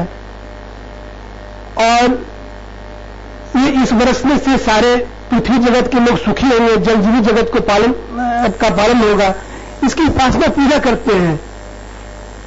तो एक ज्ञान भी है, इसलिए पूछते हैं कि प्रकृति के साथ कैसे रहना चाहिए। तो ज्ञान विज्ञान में बल है, अमृतदायी है, अमृतदायी है। जिन अभ्यास से प्राप्त विज्ञान का दान कर्मयोगी देवता अजर मजर हो जाता है, अजर अमर होता है। इसलिए ज्ञान को दान करना चाहिए। वही दूसरा जगह कहा हुआ है कि ज्ञान ही इंपॉर्टेंट है, सब नाशवान है, केवल स्थिर धन ही संग्रह करना, प्राणों की मूल्य पर भी किसी अयोग्य व्यक्ति को नहीं देना चाहिए। अभी की कहा भी बात हुई है कि ज्ञान तो देना चाहिए, लेकिन कहता अयोग्य व्यक्ति को नहीं देना चाहिए, प्राण भी चला जाए, इसलिए उसको ऐसा नहीं है कि हम अयोग्य व्यक्ति को ज्ञान दें, क्या कि उसका अनर्थ निकाल देगा, अर्थ का अनर्थ कर देगा आगे। So this standard last it is told that the knowledge should be not given to the person who is of course not able to understand it or use it properly. If they are forced to take it, you have to surrender your life, you have to give your life, then it is okay, but you should not give knowledge to that person who is not suitable to supposed to take it. Okay next. जो पुराने काल में अब देखते हैं कि ये विज्ञान की प्रासंगिकता का रहा, पुरा काल और वैदिक युग का ज्ञान विज्ञान और तकनीक आज भी प्रासंगिक है, सभ्यता और संस्कृति सनातन और मंगलकारी है। ये सब स्वयं सिद्ध है। प्रकृति पर्यावरण नियम आदि पर अभिन्न अनुसंधान और प्रयोग से जनजीवन जंगल जमीन और जहान का कल्याण हो सकता है। कितना सरल और सागरहित लोकोक्ति है। राग भटारी के पहले हम लोग विज्ञान कहते थे, बारिश कब होगी, कैसे होगी, कैसे खेती करेंगे, अभी हम लोग वैज्ञानिक लोग फोरकास्टिंग नहीं कर सकता, रेनफॉल उतना नहीं कर सकते हैं जितना राग भटारी कर चुके हैं। जिसका खेत ऊंचा जिसका मचान, नीच जिसका दीवान, वही खुशी किसान। इतने छोटे से सेंटेंस में सारा कुछ कह दिया है कि अगर खेत ऊंचा है तो फ्लड नहीं आएगा, मचान ऊंचा है तो और कोई जंगली जानवर, तो कहने मतलब है कि एक्सपीरियंस से जो अभी हम लोग मरने में नहीं सीख पाए हैं आगे। और देखते हैं कि हम भागवत गीता भागवत में देखें, श्रीमद् भागवत में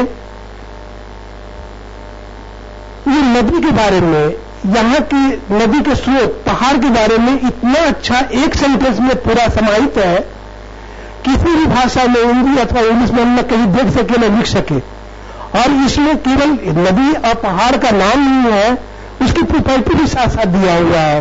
और बड़ा सिलसिलेवार ढंग से अगर हम देखें भारतवर्ष में ये जम्बू द्वीप के विश्व खंड में लिखा हुआ है, भारतेष्मिन् सर्वे समुच्छयना सन्ति बहवो मंगल पृष्ठो नानाक स्त्रीकूट ऋषभ कूटकः कोन्नकः सौरो देवगिरी ऋष्य मुकः श्रीशैलो वेंकटो महेंद्रो वारुधारो विंध्या शुक्तिना नृक्षगिरी पारियात्रो द्रोणश्चित्रकूटो गोवर्धनो रावतकः ककुवः नीलो गोकामुख इंद्रकीलः कामगिरी रीति चारुले च हत सहस्त्रश शैलास्तेषां नितम्य प्रभा नदानदश्च सरित संख्याता। तो इतनी सारे पर्वत श्रृंखला से सबका नाम दे रखा है। मना, किस्तीकूट, वेंकट, महेंद्र, एक ऋषभ, तो ये सब सारे नदी का नाम। आगे नेक्स्ट, तो नदी का सारे नदी का नाम भी, चंद्रवासा, ताम्रपर्णी, अवटेदा, कृतमला, सारे नदी का नाम भी दे रखा है। इतना अच्छा और किसी भाषा में नहीं दिया जा सकता है। नेक्स्ट, तो इको फ्रेंडली के लिए यहाँ की विविधता महिलाओं विकास का अनुभव देती है। वर्तमान काल में हम लोग तकनीक और भाषा को ताक पर रखकर बेशुमार धन की प्रवास से विकास की मंजिल पाने की चेष्टा कर रहे हैं, यही घातक है। आज की विकास की धारणा का दंश प्राय सभी प्राणियों को झेलना पड़ रहा है।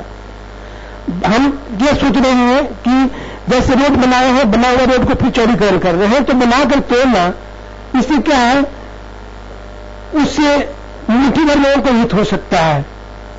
और ये अवधारणा है कि विकास होगा तो पर्यावरण की क्षति होगी, ये विशेषतः ये अवधारणा गलत है। ये कहना सोचना कि इस पर्यावरण और विकासशिक्षा के दो पहलू है, ये पूरा भ्रामक है, ओछा है और मतलब एक गठबंधन है, कहीं दूसरी ओर ले जा रहा है। विकास और प्रबंधन की प्राचीन कड़ी का अवलोकन करने से हमें कुछ प्रशस्ति मिलेगी आगे। ये जो यातायात पर है, यातायाती का पैरा है। हम जो पहले हमारे ग्रंथ में से सारे रास्ता बगैर पतवड़ा दिया हुआ था, और कृष्ण मतलब इतने सारे राजमार्ग पहले थे, लेकिन अभी चौड़ीकरण जो कर रहे हैं, अब नाकाबंदी उसमें कर रहे हैं, प्राइवेटाइजेशन कर रहे हैं, ये तो बहुत बुरा होने वाला है आगे। तो उजड़ता हुआ पर्यावरण है, परिवार है, उसका प्रबंधन कैसे है। और हम अपने संयुक्त परिवार में थे, अभी एक व्यक्ति हो गया है और पर्यावरण के प्रति जागरूक और अनुशासित थे, लेकिन अभी नहीं है। संयुक्त परिवार बिखर कर अकेला व्यक्ति हो गया, जुगाड़ में जुटे हुए हैं, खुदा को भूल के मतलब कि क्या जाने, खुद को भूल सक गए हैं। आज की प्रशिक्षित जो प्रबंधक है, गांव में अगर भेज दिया जाए तो भाग खड़ा हो जाएंगे, उनको इतना पता नहीं। कृष्ण बुद्ध का जो प्रबंधन था वो धर्म अभी बेमिसाल है। कृष्ण ने जितने सारे बताए योग, कर्म योग, ज्ञान योग और जो भक्ति योग से सारा विवेक सारा गीता में दिया हुआ है। वही बुद्ध भगवान ने कहे एक fold of path of life, और पर इस पर अमल कर करके श्रम के साथ काम करो। आधुनिकता नाम पर दिशाहीन आजकल सौदागर के पीछे चक्कर में पड़ गए हैं, मतलब विकास के गलत विकास के डायरेक्शन में जा रहे हैं। सही जो उसमें मोरालिटी भावना होना चाहिए उसकी कमी में आगे। तो ये सब संदर्भ है और इसके साथ आपको धन्यवाद देते हैं। Next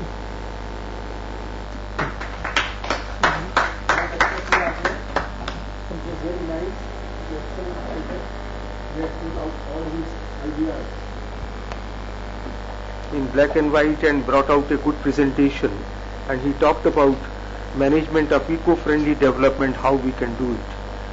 And he is basically from the National Institute of Hydrology and other. He has a very vast experience, and therefore I think his thoughts have to be implemented, and this is necessary that we have all these things also in English.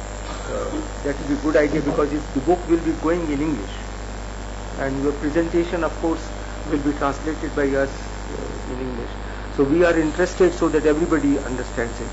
Now I have a great honor and a very affectionate duty to invite my colleague, great scholar, Professor Goswami. Professor Goswami has been from the...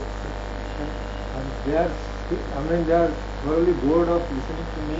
No. Since the last 2 days. Something which you could not listen. Because we are interested in listening what you could not talk. Whatever you said it. Anyway, I will just say a few words about how the session went on today, and in the process, you see, as I have been listening to all of you for the last 2-3 days, and many scholars have touched the core of the problem.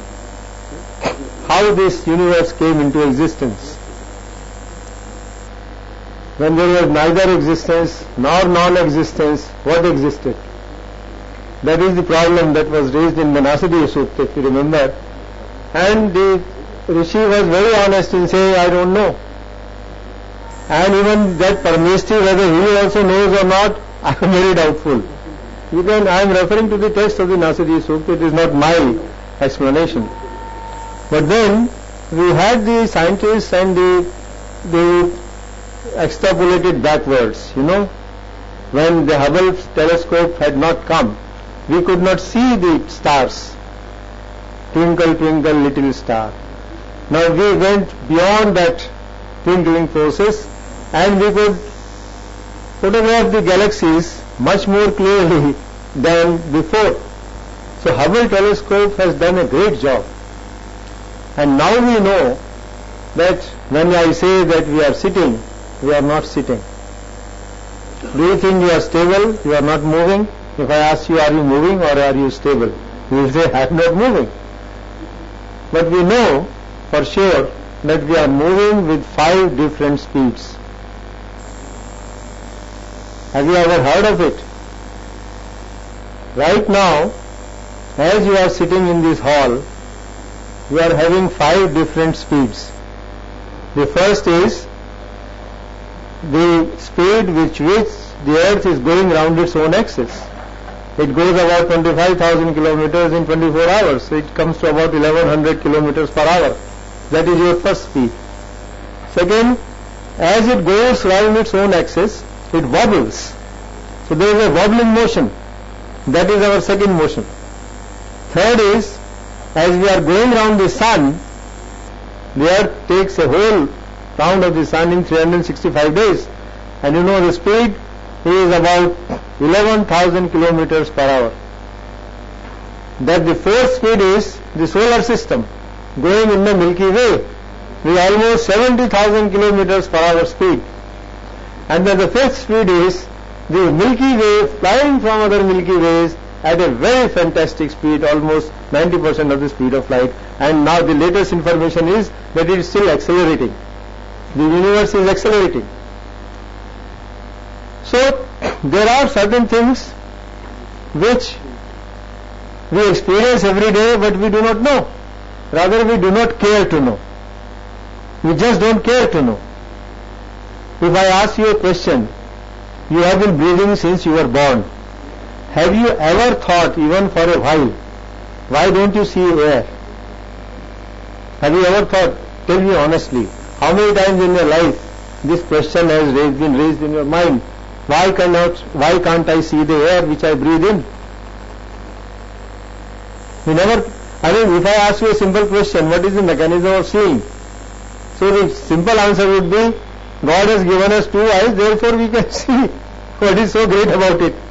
Okay, but then why don't you see in the dark? Now the next question will be, we need light also.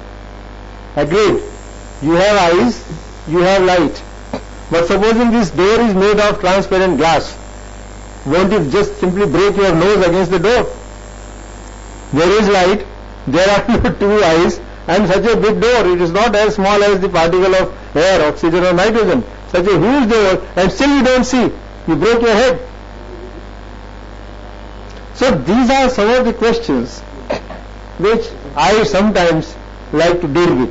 Supposing I ask you a very simple question. I am talking. Do you know the mechanism by which you hear me? Have you ever thought about it? Supposing somebody talks, how do we hear? What is the mechanism of hearing? Why I am asking these questions, why I am telling you these questions is, there is a lot of philosophy. The rishis also, they were also worried about these questions. And the last question that I asked you, I can even demonstrate by a simple experiment if you permit me. I think I can do an experiment and explain to you what is the mechanism of hearing. Just come on. It will take 2 minutes, not more than that.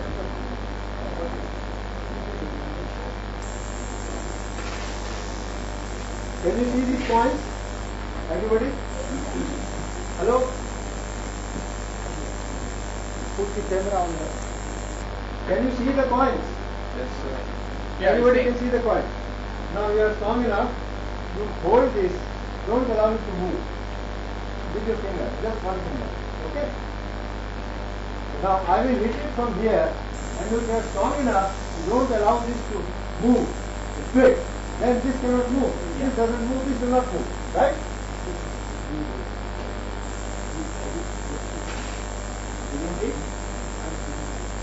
No. You could hold it. Anybody who feels stronger than me, please come. You are a younger person. Come on. He says he is old. He is not strong enough to hold it.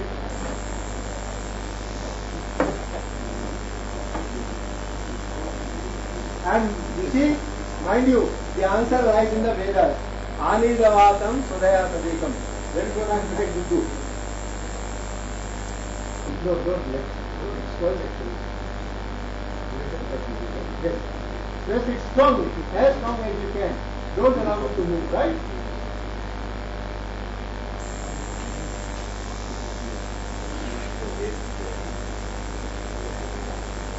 There are physicists sitting here. If we say it is force, force is mass into acceleration. Acceleration is zero here. If it is kinetic energy, half mv square, V is zero. If it is momentum, mass into velocity, velocity is zero. Then what is going on here? Magic? No, to my knowledge, This is not magic. it is the unified force. This is The entire Ani Ravatam Sadaya Tadekam. It vibrated on its own. You know, this coin is made of atoms, which we are not able to see. When I hit it here, and these atoms are not stable, they are vibrating. They are vibrating, and when this receives the impulse, that is the key word, impulse. Why I say impulse? Because if I bring it here, and now I apply as much, 10, 100 times more force, but nothing is happening. Come on. Come on. I am applying 100 times more force than before. I was doing just like this. And see how much it moves. But when I apply 100 times more force, nothing happens. So what is it that is working? It is impulse. You see, when you were a kid and you made a mischief, your father gave you a slap. Now if I give you a slap, I get hurt. But supposing I bring my hand just like here, and then I try to give a slap, whatever I may do, I will not get a slap. Okay? We have a tea and after Just 5 minutes. 1 minute. 1 minute. So this time हो गया तो तुम लोग जाने वाले हैं अजीब Ah, right. So my point is that there are certain things in life where we see God working, but we don't try to understand. And the best example is Ani Davatam Swadhyakatekam. The rest when we meet again. All the best. Thank you very much. Please join us for a cup of tea. I request you, those of you who are interested in going for a tea, they can go. But we are interested in listening our foreign friends. But please, do you speak English? Well, he had got a very good thing. No, paper हो गया है, paper तो हो गया. Paper तो हम कर देंगे. You take this one. You speak in English or Russian, whatever you want. Yes, Hari should. We have our colleague, he is from Russia. I could not listen yesterday. He is talking about Vedic wisdom and structural harmony of systems. Vedic wisdom and structural harmony of systems. Maybe you have listened yesterday. So we are interested actually because I missed it. Maybe it is my personal selfishness, but it is also a respect to Russia, the great country who has helped us in almost everything. And you know, Russians have done wonderful work, at least in the Hindi and Sanskrit and all that. They have brought out all the books there, and they have translated our Ramayana and all those things.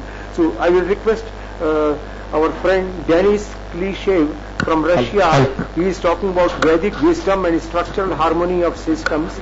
Please. You can speak in Russian or English, whatever you want. Oh, English, very good. Very good. Sir. Please, have it. Professor Goswami, it's very nice. I have already listened to Swami. Yes. My name is Boris Kleshev. It's basically visual and structural harmony of systems. Okay?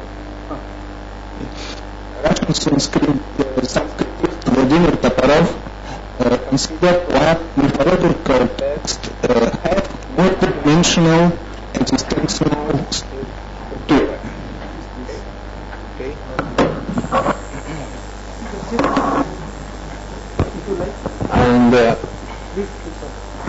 And this of mental plan of time, and this punct is image of myth, and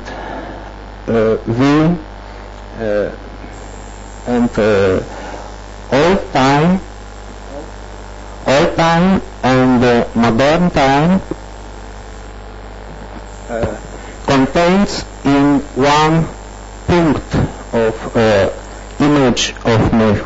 Okay, one image and expressed various ideas in the time. Okay, next. It is the schema about development idea from Rig Veda. Yes, idea of 6 wide space. So from this idea we see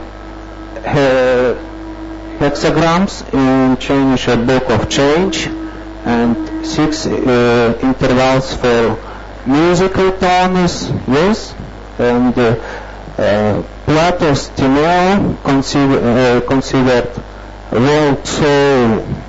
Okay, it's sum world soul number 108. Yes, is a sacral number of Brahma, Rudra, and number of Buddha, Kalima, and others. Okay. Element earth in Rig Veda, 8 mountains and 7 rivers. Okay, it's scoop. From this idea we have platonic solids, 5 elements. Yes, air, flame, air, water, and ether. Johann Kepler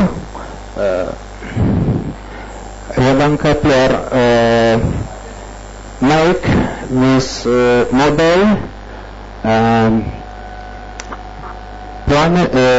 model of planets. The orbit of each planet is constructed by means of platonic solids. Okay, and the trajectory of Venus, each years described correct pentagram in the sky of Earth.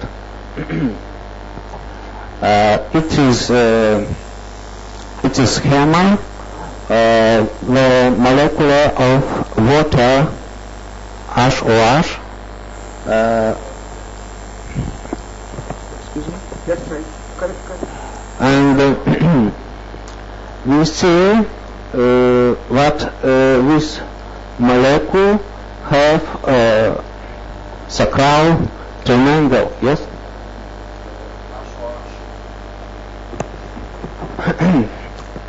We constantly meet numbers of harmony, phi or phi capital or Fibonacci spiral in the natural and human arts. Please next. Okay. Structural harmony in nature. It's Fibonacci spiral in okay. Okay. in flower and in soil. Okay, next. Harmony in proportion of human, it is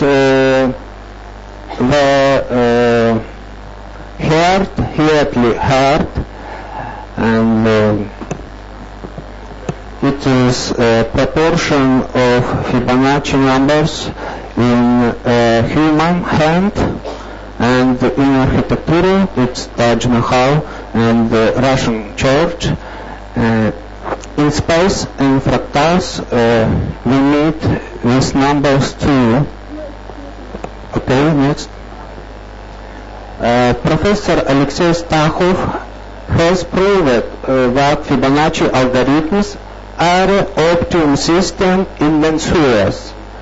Evolution of all difficult systems explored to mathematics of harmony. It's her book. It's the book of Professor Stakhov, The Mathematics of Harmony. Professor Stakhov has patented a theoretical base of stable microprocessors working on Bergman's notation and Stakhov's algorithms. Please next.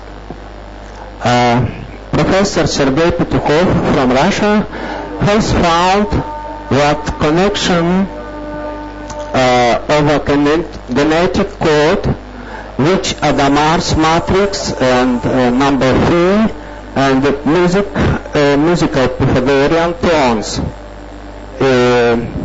It's a schema book of change, and it is triplets of DNA. Okay. Professor Jacob, Nobel Prize winner, believed that structural book of change has the direct relation to lingua of genetics.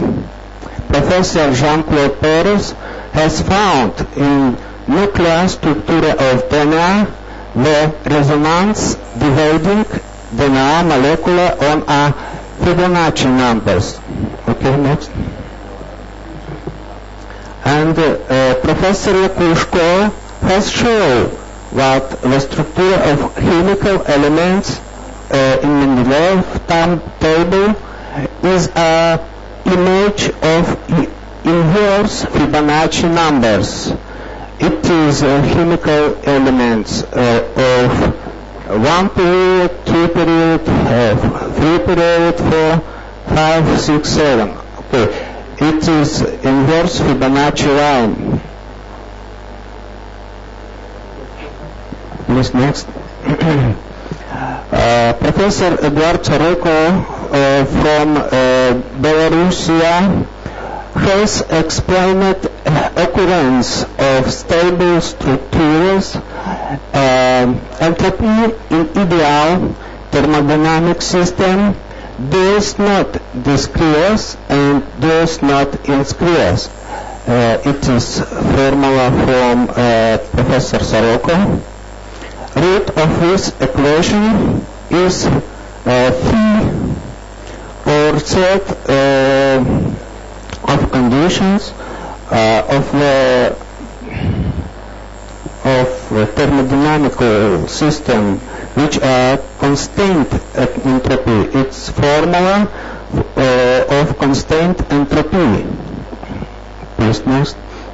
Russian scientist Vladimir Vernadsky studied a phenomenon of biological time. Biological time is connected to the period population doubling that conducts to ancient triangle. It's Pascal triangle. The sum of numbers in each bottom lines is more a doublet.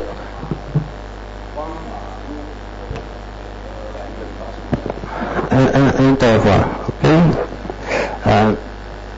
Professor Simon Schnoll from Russian Moscow University studies oscillatory processes in biochemical reactions, has found out correlations of biochemical cycles which write the rotation period of Earth and over planets.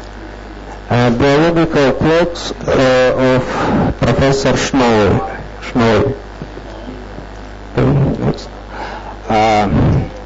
The book of Indian mathematics Pingala contains the most ancient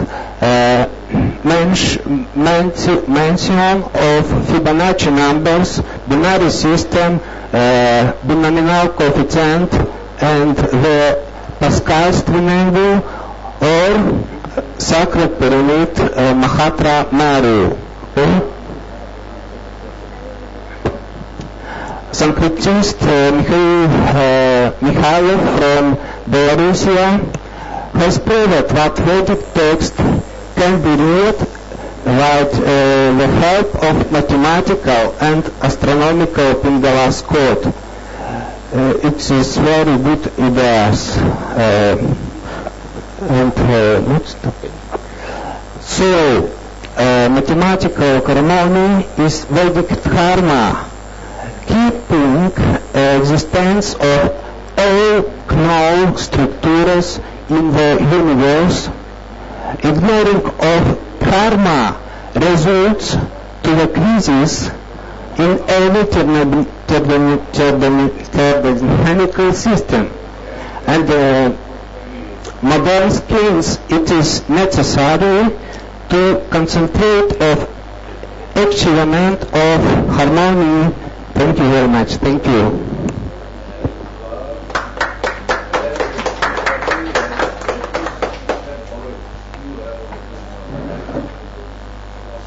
We were just listening the wonderful talk given by Denis Clichet, and some of you were fortunate that you have listened yesterday. I listened it for the first time, and I was so surprised. I don't know whether you are aware of the great thing which he talked about, the numbers. You are listening also for the first time? Yes, the day before yesterday I listened to him. Yes. But could not take up anything from his lecture. No, I could understand it. It's not about Sanskrit. It's not about Sanskrit only. Oh, no. Kindly do remember, he started rightly. You are able to understand my language? And if you don't understand, doesn't matter. No, because I'm going to comment on something on it. You see, he has talked about the great Fibonacci numbers. Fibonacci numbers are the great thing which we have we found that it was there. But he has shown that all this mathematical harmony was present in your Sanskrit, and all your granthas he is quoting it. In fact, he has done wonderful thing to tell us that what was the great thing in mathematics which was coming. He has taken into cosmology, he has taken to elements, all these things he has put in his own expressions, and he has quoted the great scholars of Sanskrit which were writing all those things. So I think we have to give a big hand to him, and we express thanks to all your great scholars. He did so much. It is for the first time they have discovered that our Merukut, that Samudra Manthan ki story, the story of Samudra Manthan, that has been explained mathematically, and all numbers coming exactly what we are finding it mathematically now.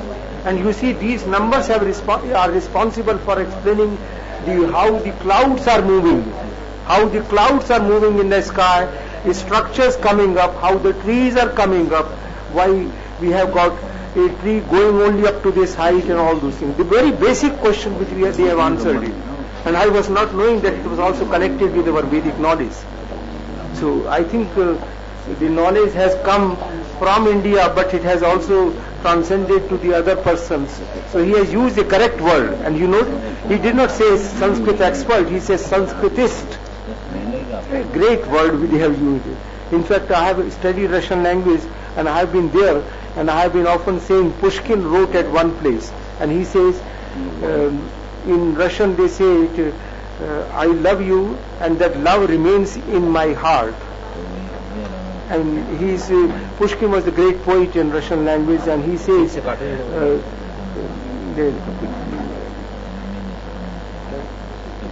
bila prekrasna," I mean, everything should be nice in our thing, dress and other things. Gorky also says the same thing. What I would say, that the unity or harmony of the knowledge which he has said, it is also connected in our behavior, in our country relations, in our other understanding. And I am grateful that I could pick out, because from his face I found that there will be a great scholar who has come all the way from Russia, and to tell us what those scholars have done, and these were all Nobel laureates. Thank you very much. And if anybody who has not been able to express, they will be able to express with the permission of our thing. And I have already told them that we will be publishing all your works, even if you could not explain, kindly give us in writing. Professor Pandey has agreed that he will be bringing out all those things, and we are there to invite you once again in the second conference, which will be announced by him very soon. Please. Thank you very much.